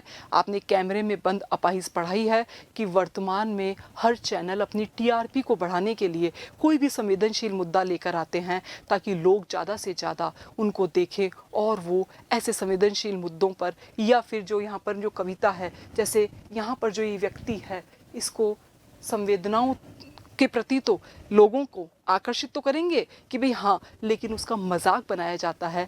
इस जो बाजारवाद की जो प्रवृत्ति आ गई है, किस तरह से चैनल जो है अपने चैनल को बेचने के लिए, सबसे ज़्यादा अपने दर्शकों की संख्या बढ़ाने के लिए बाजार में जिस तरह की प्रक्रिया कर रहे थे, उस पर व्यंग करते हुए इन्होंने इस कविता को लिखा है। देखिए, कवि रघुवीर साहब पेशे से पत्रकार रहे और उन्होंने देखा कि किस तरह से हर न्यूज़ चैनल, हर अखबार खबर को बेचने के लिए कैसे कैसे हथकंडों का प्रयोग करते हैं। इसलिए उन्होंने कविता लिखी। समाज में चल रही विडंबना और त्रासदी उनकी कविताओं का मुख्य विषय रहा है। इस कविता में उन्होंने मीडिया की दोहरी नीति पर व्यंग किया है। बिल्कुल, अक्सर समाचार चैनल किसी व्यक्ति या घटना की दुखपूर्ण दशा को प्रस्तुत करते समय अपनी संवेदना खोकर पूर्णतः व्यावसायिक प्रवृत्ति से संचालित होकर और उसे अपने व्यवहार से क्रूर बना देते हैं। यही बात इस कविता में प्रस्तुत की गई है। तो चलिए, आपने प्रश्न का उत्तर देखा। ऐसा कोई प्रश्न आपको इस कविता से संबंध रखने वाला मिलता है तो आप अपने प्रश्न के अकॉर्डिंग जो आपने याद किया है उसको जरूर सटीक और सार्थक शब्दों में लिखकर आइएगा। आगे बढ़ें। फिर जब यह कविता लिखी गई थी तब हमारे देश में दूरदर्शन सीमित हुआ था, सिमटा हुआ था, पर अब पूरा देश मीडिया के प्रभाव में गांव-गांव फैले टीवी ने बाजारीकरण को असंवेदनशील बना दिया है। किसी की पीड़ा को बहुत बड़े दर्शक वर्ग तक पहुंचाने वाले व्यक्ति को संवेदनशील होना चाहिए, लेकिन कारोबारी दबाव इतना होता है तो प्रत्येक व्यक्ति का रवैया संवेदनहीन हो जाता है और न जाने वो कैसे कैसे प्रश्न उससे पूछते हैं। आपको ये जो है अपाहिज कब हुए, कब आपको याद है, कब अंतिम बार चले थे। जब ऐसे प्रश्न पूछे जाते हैं तो जिनके चोट लगती है, जिनको कोई नुकसान होता है, वो कैसे उत्तर दे पाएंगे।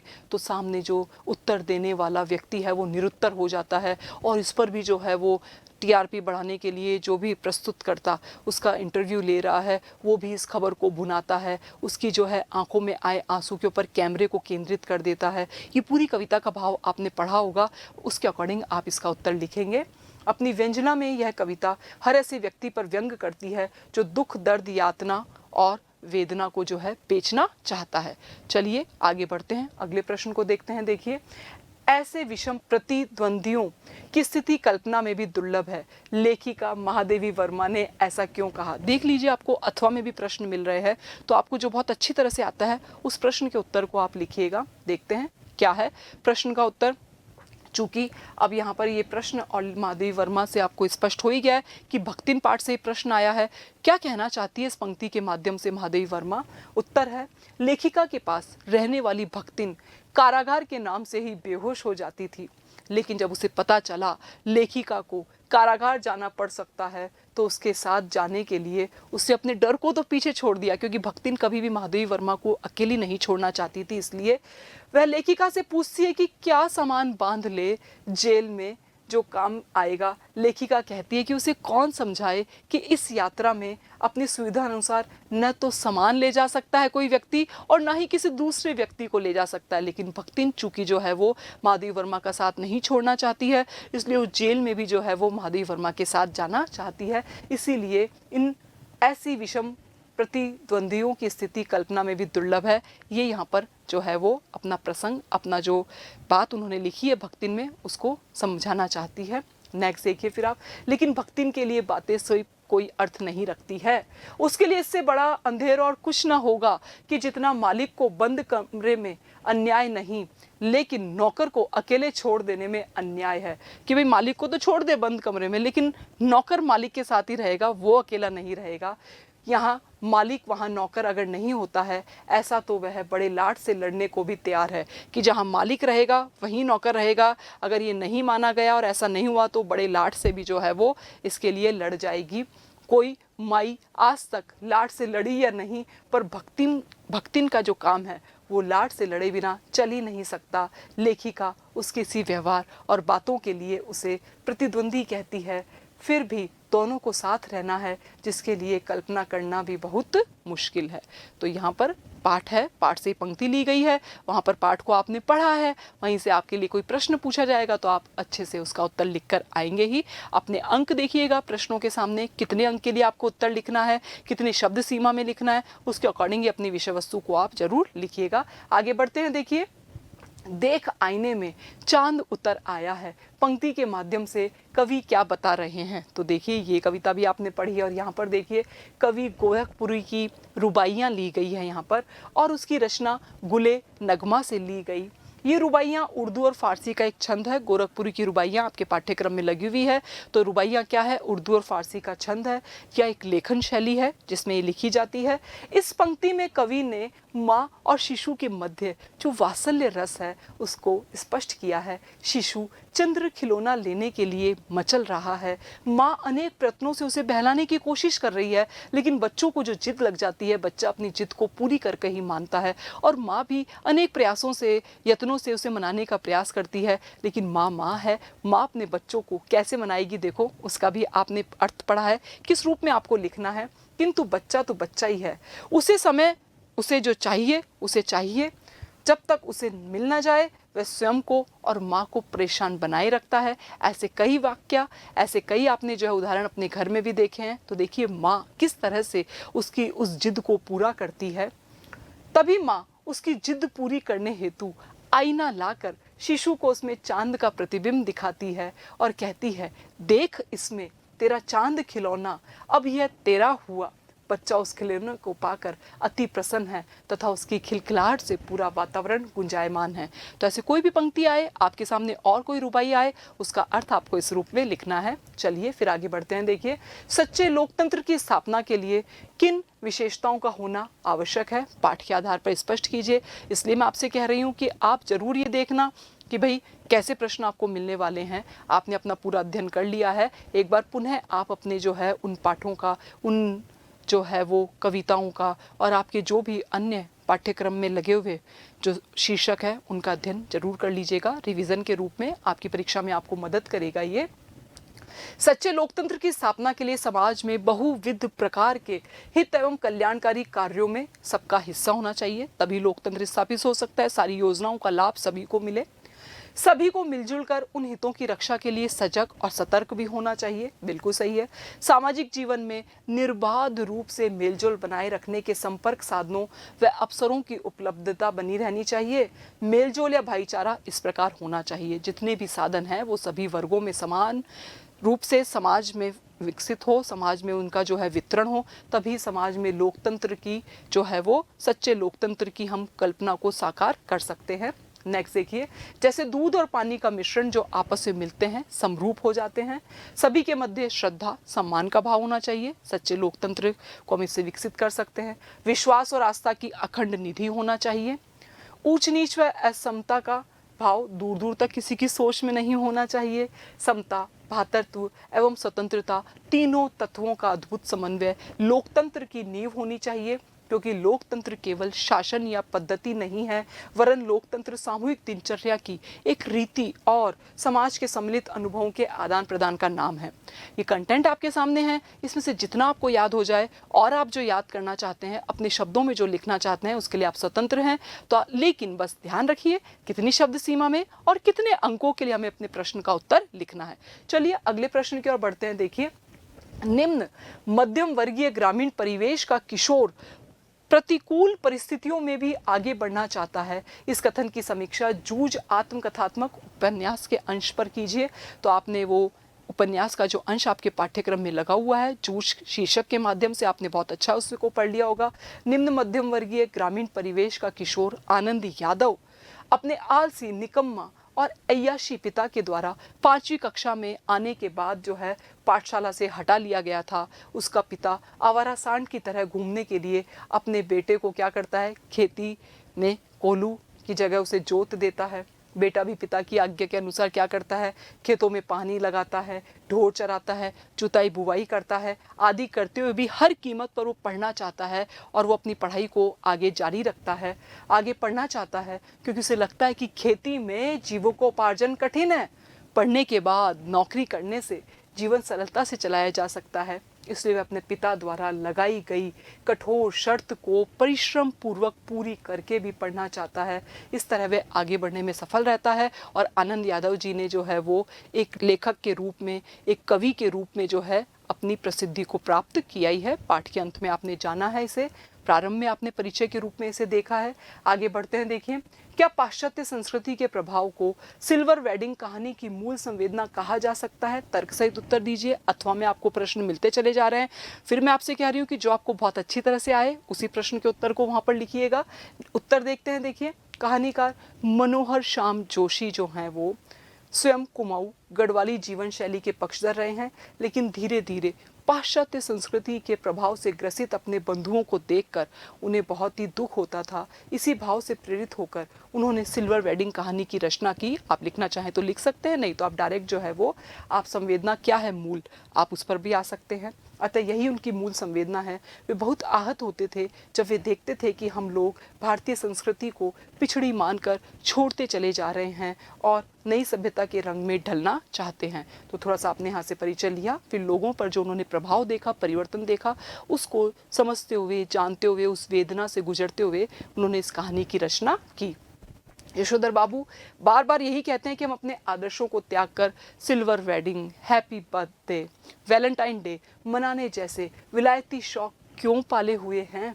देशी परिधानों के स्थान पर जींस टॉप पहनने वाली युवतियों को समाज में सम्मान मिलता है, जिसका वे विरोध करते हैं। इसी कारण उनकी पत्नी और बेटी से भी मनमुटाव हो जाता है। पूरी कहानी में आपने देखा ही है। अतः कहा जा सकता है कि सिल्वर वेडिंग कहानी की मूल संवेदना पाश्चात्य संस्कृति के प्रभाव को दर्शाना ही है। इस तरह से आप अपने उत्तर को लिखेंगे। चलिए फिर आगे बढ़ते हैं, देखते हैं। देखिए, सूर्यकांत त्रिपाठी का कवि परिचय आपको लिखना है। इस तरह से आपको एक तो कवि परिचय मिलेगा और लेखक परिचय मिलेगा, और लिखना दोनों में से एक ही है। आपके लिए चॉइस है, तो कवि परिचय और लेखक परिचय 4 नंबर का आपको जो है प्रश्न मिलेगा। इसका उत्तर आपको लिखना है और 4 नंबर के लिए आपको लेखक का जन्म, आप उसके अवसान को लिख सकते हैं, उन्होंने जो पढ़ाई की उसको लिख सकते हैं, और फिर उनका आप जो है कृतित्व जो है, उनकी जो उपलब्धियों हैं उनका वर्णन आप कर सकते हैं। तो देखिए, जानते हैं। सूर्यकांत त्रिपाठी निराला का जन्म 1899 में बंगाल के मेदिनीपुर जिले महिषा दल में बसंत पंचमी के दिन हुआ। कई किताबों में आपको 1896 भी मिला हुआ लिखा हुआ मिलता है, तो आप अपनी बोर्ड की किताब से बिल्कुल कंफर्म कीजिएगा। उसके अकॉर्डिंग आप अपने उत्तर में अपने जो है वो इस सन को लिखिएगा। इलाहाबाद में सन 1961 को आपने अपने प्राण त्याग दिए, इस संसार से विदा ली। सूर्यकांत त्रिपाठी निराला हिंदी के छायावादी जो हमारे युग के 4 प्रमुख स्तंभ है उसमें से एक माने जाते हैं। छायावाद का इनको रुद्र या महेश भी कहा जाता है, शिव कहा जाता है। क्रोध और विद्रोह के कवि के रूप में भी निराला को जाना जाता है। रचनाएं, निराला जी की जो प्रमुख रचनाएं हैं आपको याद है, आपको होनी चाहिए याद। काव्य रचनाओं के रूप में परिमल, अनामिका, गीतिका, कुकुरमुत्ता, और हम कहें नए पत्ते, ये आप लिख दीजिएगा। अणिमा लिख दीजिएगा। अन्य रचनाएं अणिमा, अपरा, बेला, आराधना, अर्चना भी निराला की अनुपम काव्य रचनाएं। जितनी आप याद कर सकते हैं उतना लिखिएगा। 4 नंबर का आपको प्रश्न मिलेगा। इसके बाद आप जो है इनके क्या करेंगे, ये सब सन जो है प्रकाशित कृतियों के आपको सन भी दिए गए, इनको याद कर लीजिएगा। आपको अगर उनके उपन्यास याद है तो वो भी आप लिख लीजिएगा। इसमें देखिए आपको इस तरह से जो है वो काव्य संग्रह हैं, अनामिका, परिमल, गीतिका, अनामिका, तुलसीदास, कुकुरमुत्ता, अणिमा, और जो है राम की शक्ति पूजा, सरोज स्मृति, ये सब भी आपको याद है। तो फिर आप उसके बारे में लिखेंगे नए पत्ते, अर्चना, गीत कुंज, सांध्य कांकली, अपरा, और आप 4 नंबर के लिए इस तरह से निराला जी का परिचय प्रस्तुत करेंगे। और अगर किसी कृति के बारे में आप और भी जानते हैं तो वो परिचय भी आप दे सकते हैं। अगर आपने शिक्षा और आपने जो है उनको मिलने वाले सम्मान परिचय के रूप में, अगर आप उनके माता पिता का नाम जो लिखना चाहें तो वो लिख दीजिएगा।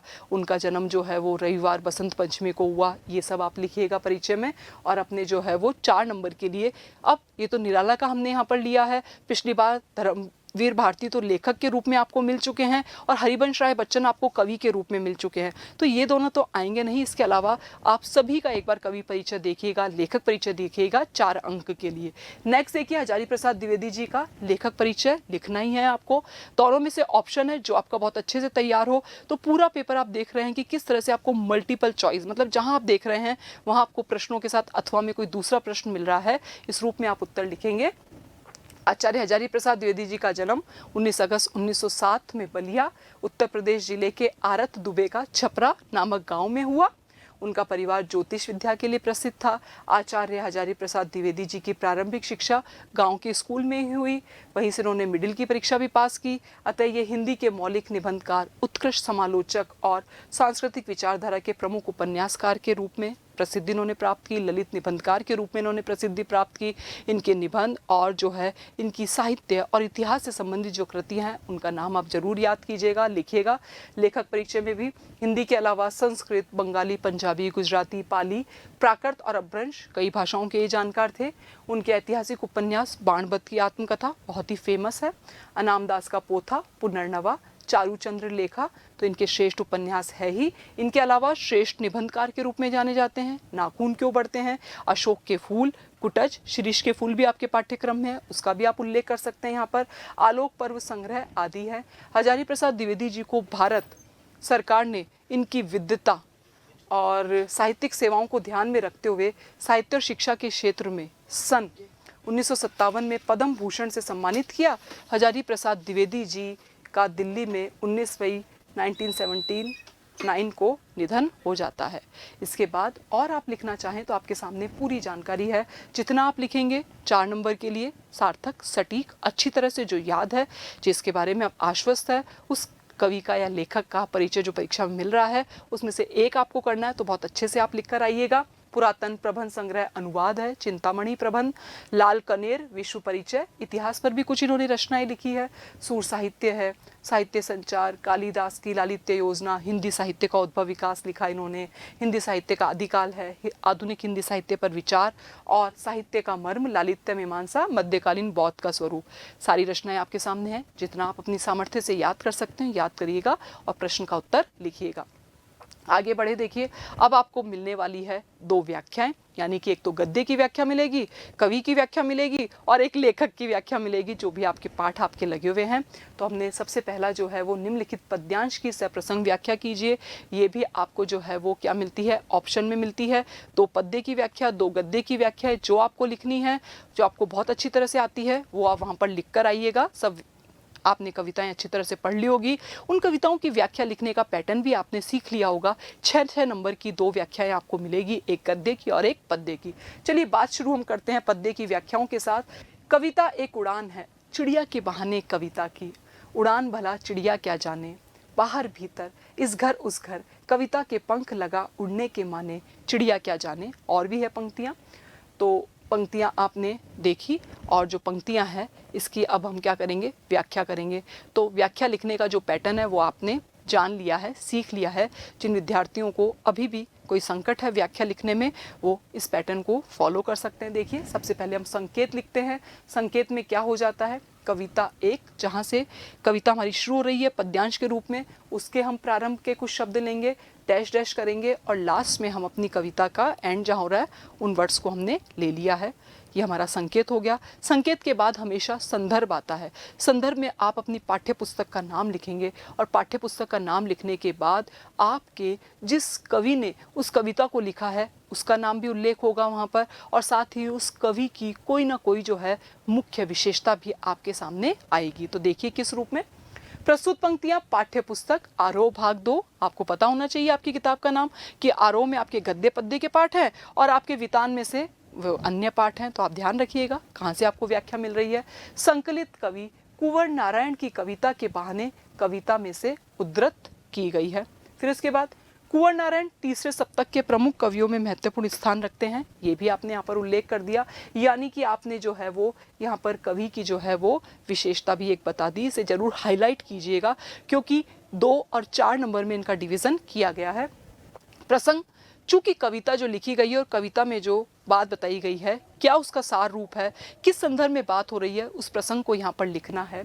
वर्तमान में कविता के अस्तित्व को लेकर असमंजस की स्थिति है, क्योंकि आज यांत्रिकता के दबाव के कारण कविता बचेगी या नहीं, कविता के बहाने में कवि ने इस शंका को असहमति के साथ जाहिर किया है तथा कविता के अस्तित्व की अपार संभावनाओं में विश्वास व्यक्त किया है कि नहीं, कविता का अस्तित्व समाप्त नहीं हो सकता है। व्याख्या लिखेंगे अब। व्याख्या यानी कि एक सबसे पहले व्याख्या लिखने का पॉइंट हो गया संकेत, उसके बाद संदर्भ, संदर्भ के बाद आपने क्या लिखा, आपने जो है प्रसंग लिखा, प्रसंग के बाद आती है व्याख्या। व्याख्या जैसी भी आपको आती है आप परीक्षा में लिखेंगे, आपने पढ़ ली है। कवि ने कविता की अपरिमित उड़ान के बारे में बताया है। कवि कविता की तुलना चिड़िया की उड़ान से करते हुए कहता है कि कविता एक चिड़िया की उड़ान के समान होती है। कविता की उड़ान की तुलना चिड़िया की उड़ान से भी नहीं की जा सकती है। चिड़िया की उड़ान तो सीमित होती है, बाहर भीतर, इस घर से उस घर तक, पर चिड़िया उड़ान भरती है, परंतु कविता की उड़ान यानी कल्पना की उड़ान की कोई सीमा नहीं होती। चिड़िया का तो एक जो है निश्चित आधार, निश्चित स्थान, निश्चित समय होता है, या यहाँ पर उड़कर जा रही है एक निश्चित उड़ान तक जाएगी, लेकिन कविता की कोई सीमा नहीं है। कविता की जो कल्पना है या कल्पना से जो कविता लिखी जा रही है उसकी असीमित उड़ान सामने आती है।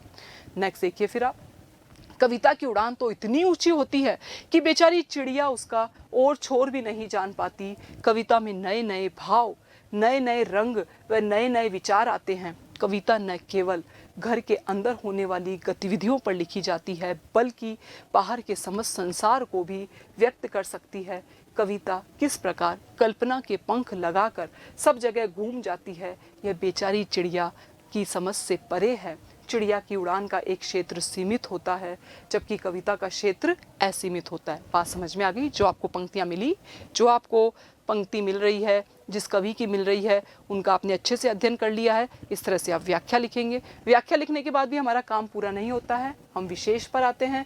विशेष में भी पहला पॉइंट हमें भाव सौंदर्य पर बनाना है। उसमें भाव सौंदर्य यानी कि कविता का मूल भाव हमारे सामने क्या निकल कर आया है, उसके संदर्भ में हमें यहाँ बात करनी है। तो देखिए, चिड़िया आसमान में अपने पंखों के सहारे एक सीमा तक उड़ती है। इसके बाद देखिए आप, चिड़िया की उड़ान के माध्यम से कविता के अपूर्व व अद्भुत प्रभाव की महिमा का यहाँ पर वर्णन किया गया है। ये आपका क्या हो जाता है? भाव सौंदर्य हो जाता है। और यहाँ से हम जो है अपने किसका पॉइंट डालेंगे? कला सौंदर्य का हम यहाँ पर जो है पॉइंट डालेंगे। कला सौंदर्य यानी कि कलात्मक पक्ष। जब भी हम कविता की व्याख्या करते हैं तो विशेष और विशेष में सबसे पहला हमारा जो है वो या तो हम जो है भाव सौंदर्य लिख दें, या हम कला सौंदर्य लिख दें, भाव पक्ष लिख दें, या कला पक्ष लिख दें, या फिर यहाँ पर जो है हम अपना अनुभूति पक्ष लिख दें, या फिर इसे अभिव्यक्ति पक्ष लिख दें। जैसा विद्यार्थी लिखना चाहता है, जिसकी जैसी सामर्थ्य है, वो विद्यार्थी वैसे साहित्यिक शब्दों का प्रयोग करे और अपनी जो है व्याख्या को बहुत ही अच्छी तरह से प्रेजेंटेशन उसका करे। तो देखिए, अब यहाँ से जो हमारा कला सौंदर्य है, कलात्मक सौंदर्य है, यह हम कहें कि हमारी अभिव्यक्ति जो सामने आ रही है, किस रूप में? हमें सबसे पहले कविता की भाषा की बात करनी है। कविता की भाषा खड़ी बोली है। हम देख रहे हैं कि आधुनिक जो कविताएं लिखी गई है वो सब खड़ी बोली में ही लिखी गई है। कविता की भाषा सुबोध है, सरल और भावानुकूल है। ये दूसरा पॉइंट सब विद्यार्थियों को रटा पड़ा है, इसे वो लिखेंगे ही परीक्षा में। फिर आप देखिए, आपकी कविता में जो जो आपको अलंकार मिलते आ रहे हैं, जो आपको छंद मिलता आ रहा है, जो आपको वहाँ पर भाव मिल रहे हैं, वो आप लिखेंगे। तो देखिए, चिड़िया क्या जाने, यहाँ पर क्वेश्चन मार्क लगा हुआ है, प्रश्न अलंकार है, तो आपने इसका जो है हेडिंग बना दिया। कविता के पंख लगाकर उड़ने में मानवीकरण अलंकार भी हो गया, रूपक अलंकार भी हो गया, तो इसे भी आप वहाँ पर हाईलाइट करेंगे। आप ब्लैक पेन यूज़ कीजिएगा, वहाँ से उसे हाईलाइट कीजिएगा, अंडरलाइन कीजिएगा, ताकि परीक्षक की दृष्टि आपके कार्य पर भी जाए। प्रेजेंटेशन आपका बहुत अच्छा होना चाहिए। एक पेज में पूरा आप जो है व्याख्या को कंप्लीट कीजिएगा। वहाँ पर आप लिखने में कोई जो है कमी मत रखिएगा, कंजूसी मत कीजिएगा। वहाँ पर बाहर भीतर, इस घर उस घर में अनुप्रास अलंकार है, तो आप अलंकारों की बात करेंगे। उसके बाद आप भाषा की बात करेंगे। आपको और भी कोई वहाँ पर प्रतीकात्मकता, बिंबात्मकता अन्य कविताओं में मिल रही है, तो उन विशेषताओं को भी वहाँ पर ऐड करेंगे अपने कला सौंदर्य के माध्यम से। चलिए आगे बढ़ते हैं। अथवा में आपको फिर किसी दूसरे कवि की कोई कविता मिलेगी, उसका आपको अर्थ अच्छी तरह आता है तो वो लिख दीजिएगा।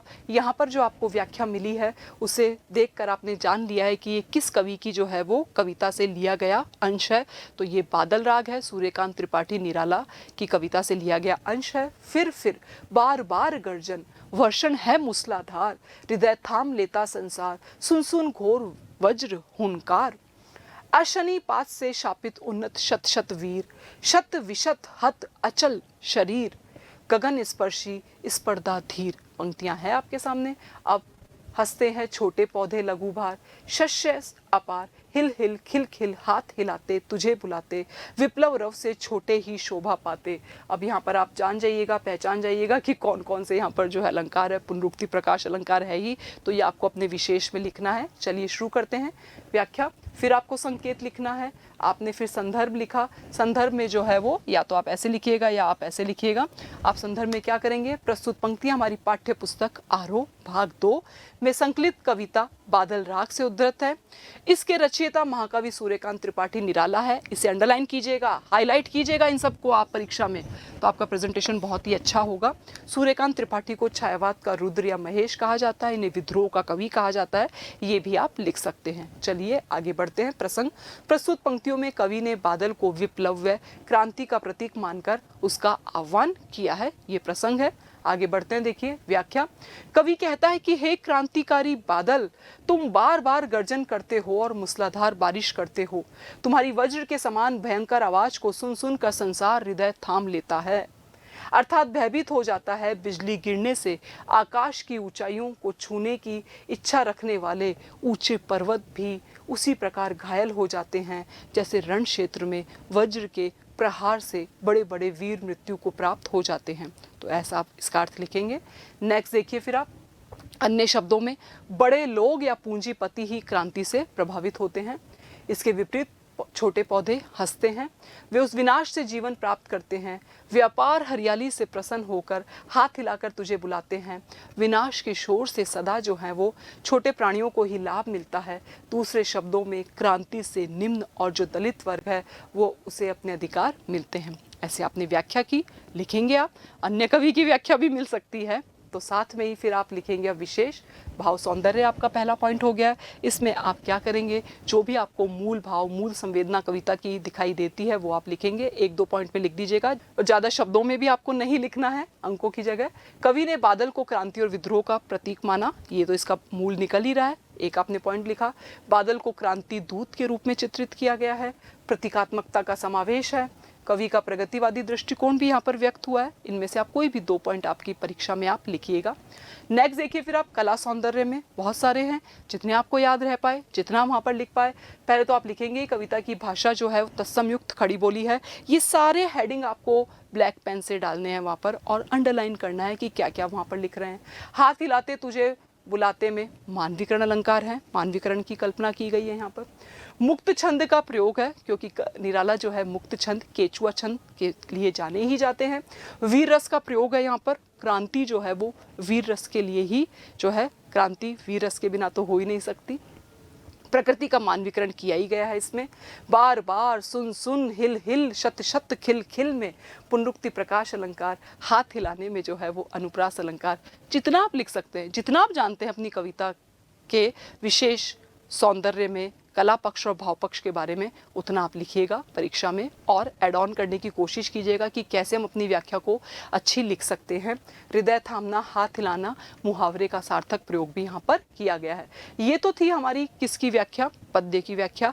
गद्य की भी 2 व्याख्या मिलेगी आपको। यहाँ पर जो है वो 1 पॉइंट यहाँ पर दिया गया है आपको, व्याख्या का जो है वो पूरा सार दिया गया है। शीर्ष देखते ही आपको ये समझ में आ गया है कि हजारी प्रसाद द्विवेदी जी की रचना शीर्ष के फूल से लिया गया है। अंश आपके सामने है ही, और जब अंश है तो अब आपको क्या करना है, वैसे ही इसका विस्तार करना है और व्याख्या आपको लिखनी है। जैसे आपने गद्य में लिखी, एज इट इज आप क्या करेंगे, इस व्याख्या को गद्य में इसका विस्तार करेंगे, और इसको भी संकेत, संदर्भ, प्रसंग, व्याख्या, भाव सौंदर्य की जगह हम सामाजिक लिख दें, मूल संवेदना लिख दें, और कला पक्ष को हम लिखेंगे ही। तो पूरा पैराग्राफ आपके सामने है।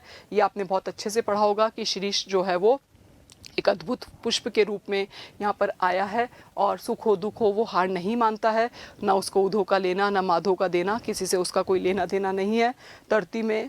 धरती और आसमान जब जलते रहते हैं, यानी कि जब जेठ में, जून में, मई में जब तेज गर्मी होती है, तब भी जो है वो ये हजरत न जाने कहाँ से अपना रस खींचते हैं। यानी कि शीर्ष के जो फूल है वो इतनी भीषण गर्मी में भी न जाने कैसे खिले हुए रहते हैं, मुस्कुराते हुए रहते हैं, मौज में आठों याम मस्त रहते हैं।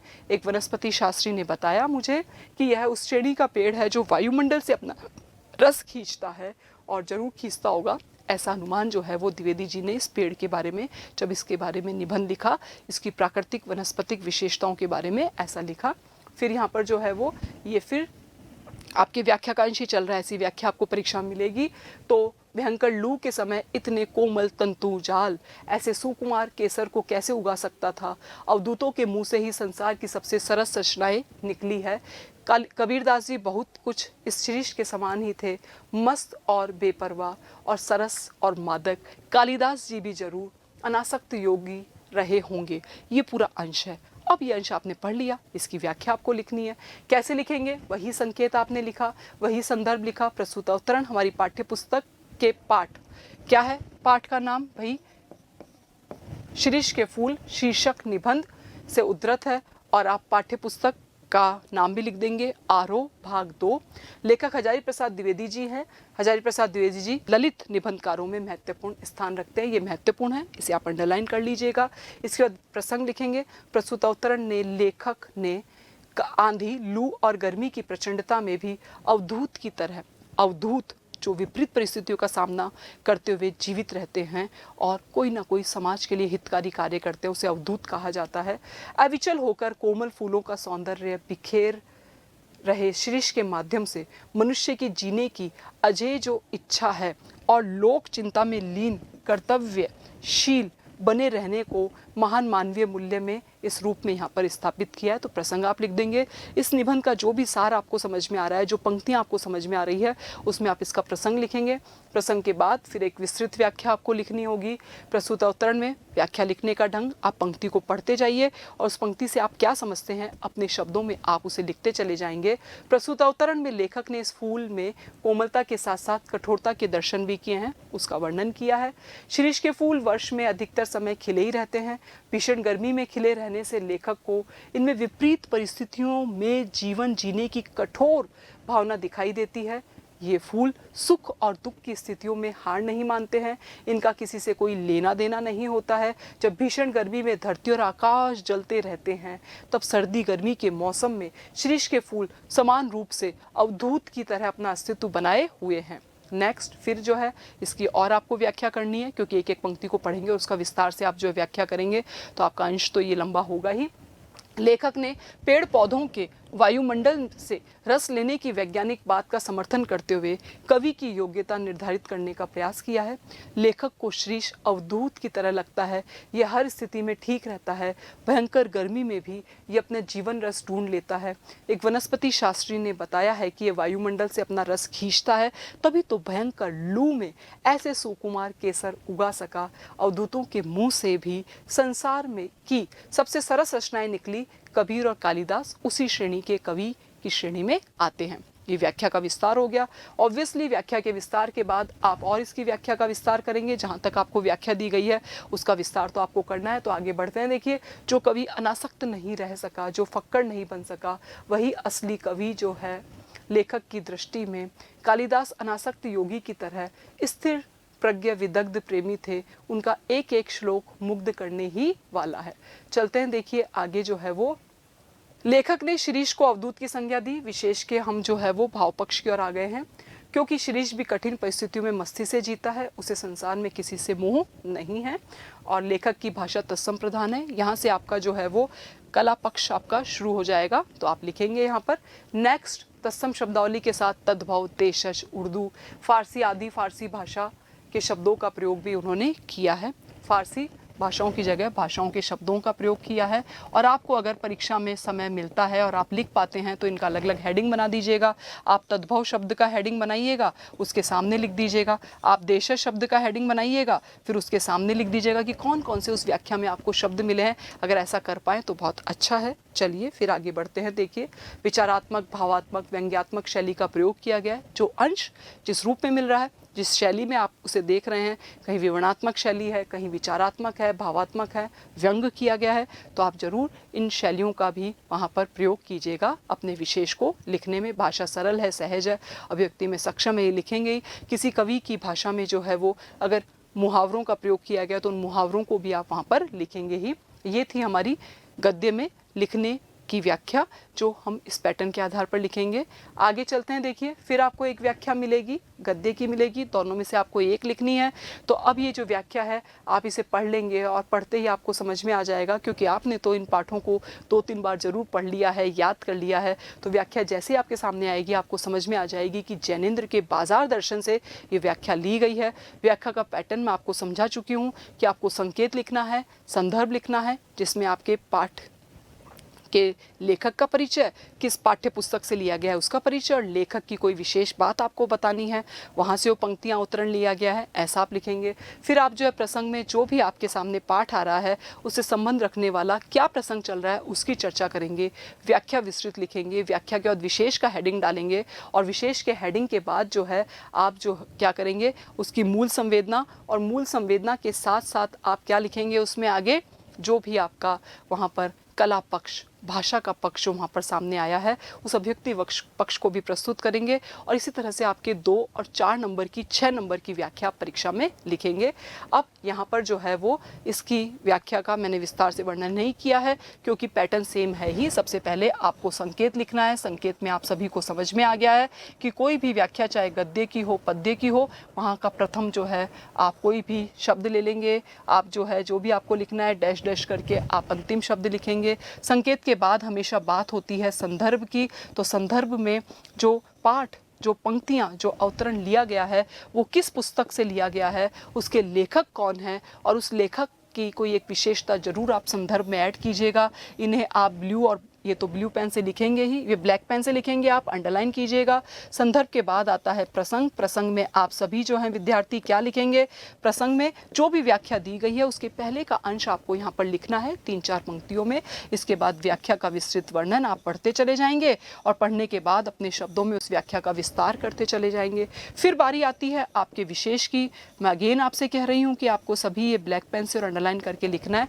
विशेष में आप जब पद्य की व्याख्या लिखते हैं तो आप भाव सौंदर्य और कला सौंदर्य लिखिएगा। जब आप गद्य की लिखते हैं तो आप मूल संवेदना या सामाजिक भाव जो भी लिखना चाहते हैं वो लिख दीजिएगा। इसके बाद अगर हम बात करें तो हम यहाँ पर बात कर रहे हैं अब उस निबंध या उस पाठ या उस गद्य की रचना की कोई भी जो हमारी साहित्यिक विशेषता आएगी, यानी कि जो कलात्मक पक्ष आएगा, तो सबसे पहले भाषा का आएगा।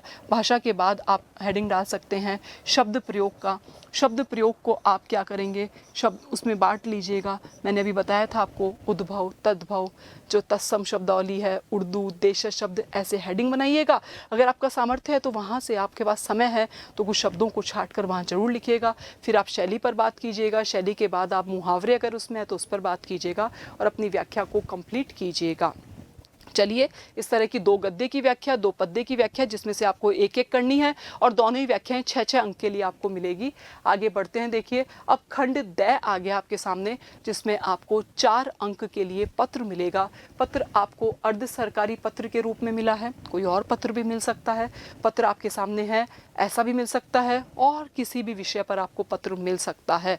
तो पत्रों का आप बिल्कुल पैटर्न देख लीजिएगा, क्या एक सेट पैटर्न होता है उसके अकॉर्डिंग लिखेंगे। जब कार्यालयीय पत्र या अर्ध सरकारी पत्र या सामान्य पत्र लिखे जाते हैं तो उनका एक फॉर्मेट होता है, उस फॉर्मेट को जरूर पढ़कर जाइएगा। पत्र की लैंग्वेज आपके सामने है ही, तो देखिए अब किस रूप में आपको जब भी पत्र लिखना होगा आप याद कर जाइएगा, आप देख कर जाइएगा कि राजस्थान सरकार आपको कहाँ लिखना है। अपनी जो कॉपी होगी उसके सेंटर में लिखना है। उसके फिर कॉपी के जो जब आप लिखेंगे तो आप राइट हैंड में क्या लिखेंगे, उसके आप उसके लेफ्ट हैंड में क्या लिखेंगे, कहाँ आपको जो है वो क्या लिखना है, विशेष सचिव संबोधन देना है, उस विभाग का परिचय आपको देना है। ये अच्छे से आप देख कर जाइएगा क्योंकि अध्ययन आपका निरंतर जो है बढ़ता ही जा रहा है।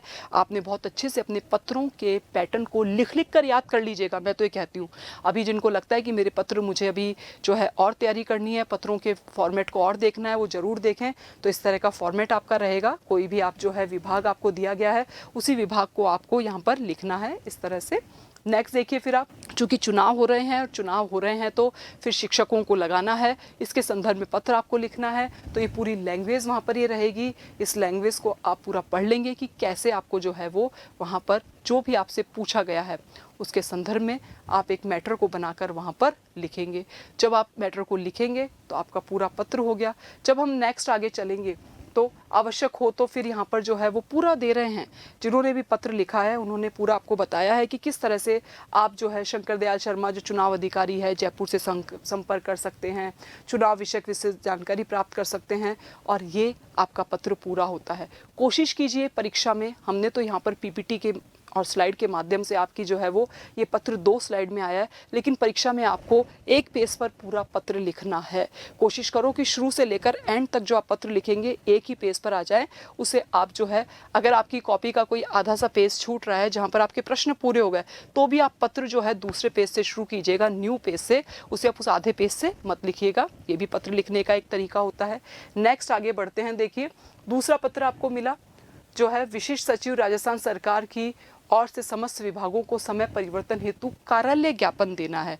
तो एक आपको कार्यालय ज्ञापन का मिला, एक आपको अर्ध जो है सरकारी एक पत्र लिखना था। तो सबके फॉर्मेट जरूर देखकर जाइएगा। इसको इस फॉर्मेट में लिखेंगे हम जो है वो सरकारी स्कूलों का जो समय बदलता है, समय बदलने के लिए सभी विभाग को या सभी विद्यालयों को कैसे सूचित किया जाएगा उसका एक ये फॉर्मेट है। इसे आप देख लीजिए। कार्यालय ज्ञापन है। अब यहाँ पर जो है वो विभाग का नाम है, उत्तर यहाँ से शुरू करेंगे या आप यहाँ पर हो गया, ये यहाँ पर जयपुर देख लीजिएगा। मैं यही कह रही हूँ तभी तो आपको कि भाई चाहे वो आपका कार्यालय ज्ञापन हो, चाहे वो आपके अर्धशासकीय पत्र हो, निविदा हो, किस तरह का इनका फॉर्मेट रहता है, उस फॉर्मेट को याद करके आपको ये तो सब परीक्षा में मिलेंगे, उनको आप वहाँ पर ऐड कर दीजिएगा। तो यहाँ पर विषय लिख दिया है। विषय के बाद आप अपने कंटेंट को लिखेंगे। यहाँ पर आपको सेवा में इस तरह से लिखना है और हस्ताक्षर करने ही है, आपको लिखना ही है। तो आप ये सब पूरे पत्रों को एक बार जरूर देख लीजिएगा। अगेन मैं आपसे कह रही हूँ 4-4 नंबर जो हैं वो आपको इसमें से पूरे अंक भी मिल सकते हैं अगर फॉर्मेट और आपने लैंग्वेज सही रूप में बिना अशुद्धि के लिखा है। तो आगे बढ़े। अब लास्ट आपका जो प्रश्न आपको मिलेगा 300 शब्दों के लिए मिलेगा। किसी एक विषय पर आपको क्या लिखना है, निबंध लिखना है और ऐसे आपको 4 टॉपिक मिलेंगे। 4 टॉपिक जो हैं, पहला आपका स्त्री सशक्तिकरण का है, वर्तमान परिप्रेक्ष्य में विद्यार्थियों के लिए इंटरनेट की आवश्यकता, राजस्थान की सतरंगी संस्कृति, राष्ट्र के प्रति हमारा दायित्व। इस तरह के 4 टॉपिक आपको ये भी मिल सकते हैं, इससे भिन्न भी मिल सकता है और कोई भी मिल सकता है। निबंध के जितने 10-15 टॉपिक हैं वो आप जरूर देखकर जाइएगा। 300 शब्दों में आपको लिखना है और 5 अंक के लिए आपको लिखना है। तो 2-3 पेज तो आप जरूर इसके लिए लिखेंगे ही 300 शब्दों में, या फिर 3-4 पेज आप लिखिएगा। वो आपके समय और आपकी स्पीड और आपके कार्य करने के प्रेजेंटेशन की कितना अब आपके पास समय बचा है, जैसे 3.25 घंटे इस पूरे कार्य करने के लिए सफिशियंट है। तो बहुत अच्छे से अपने 80 नंबर का जो पेपर आपको मिलने वाला है, मार्च को आपकी परीक्षा होने वाली है, अभी भी आपके पास समय है। तो आप अपना पुनः एक बार रिवीजन कीजिए, कोर्स को देखिए, आप अपना एक शॉर्ट जो है वो अपना रिवीजन अपनाइए। उसमें कैसे आपको उत्तर लिखना है, कैसे आपको जो है वो अपना प्रेजेंटेशन देना है, ब्लैक पेन लेकर जाइएगा। First impression is the last impression. अपने पहले ही काम को बहुत ही आप स्वच्छता के साथ, सुंदर लेख के साथ प्रस्तुत कीजिएगा, तब आपका परीक्षक आप पर मंत्रमुग्ध हो जाए और वो आपकी कॉपी पर निछावर हो जाए और आपको अंक दे। कंटेंट तो आपका होगा ही, लेकिन अपनी प्रेजेंटेशन पर भी आप ध्यान रखिएगा और आप बहुत अच्छे से अब अध्ययन करिए। अपनी तैयारी में जहां आपको लगता है कि अभी थोड़ी सी कमी है, उस कमी को पूरा करने का प्रयास कीजिए और बहुत अच्छे अंक 80 में से विद्यार्थियों के आते हैं। जब हमारे यहाँ विद्यार्थी आते हैं कॉलेज में पढ़ने के लिए तो विद्यार्थी कहते हैं कि हमारे 95 मार्क्स आए, हमारे जो हैं वो 97 मार्क्स आए, यानी कि अब पूर्णांक में उनको जो अंक मिले वो, और परीक्षा में उन्होंने जो अंक प्राप्त किए उसमें उनके 2, 3, 5 नंबर ही उनके जो है वो माइनस होते हैं और वे पूरे में से पूरे अंक लेकर आते हैं, चाहे वो जनरल हिंदी हो, चाहे वो हिंदी साहित्य का पेपर हो। जो भी विद्यार्थी इस विषय से संबंध रख रहे हैं और आपको अपने राजस्थान बोर्ड की जो परीक्षा देनी है, तो सब विद्यार्थी अपने सब विषय में ऐसा ही सुंदर प्रेजेंटेशन दे। ब्लैक पेन जरूर लेकर जाए, हेडिंग का ध्यान रखें, फ्लो चार्ट बनाए और कैसे अपना सुंदर लेख, सुंदर कंटेंट, सुंदर समय सीमा को ध्यान में रखते हुए आपको पूरा करना है। इन्हीं शुभकामनाओं के साथ धन्यवाद।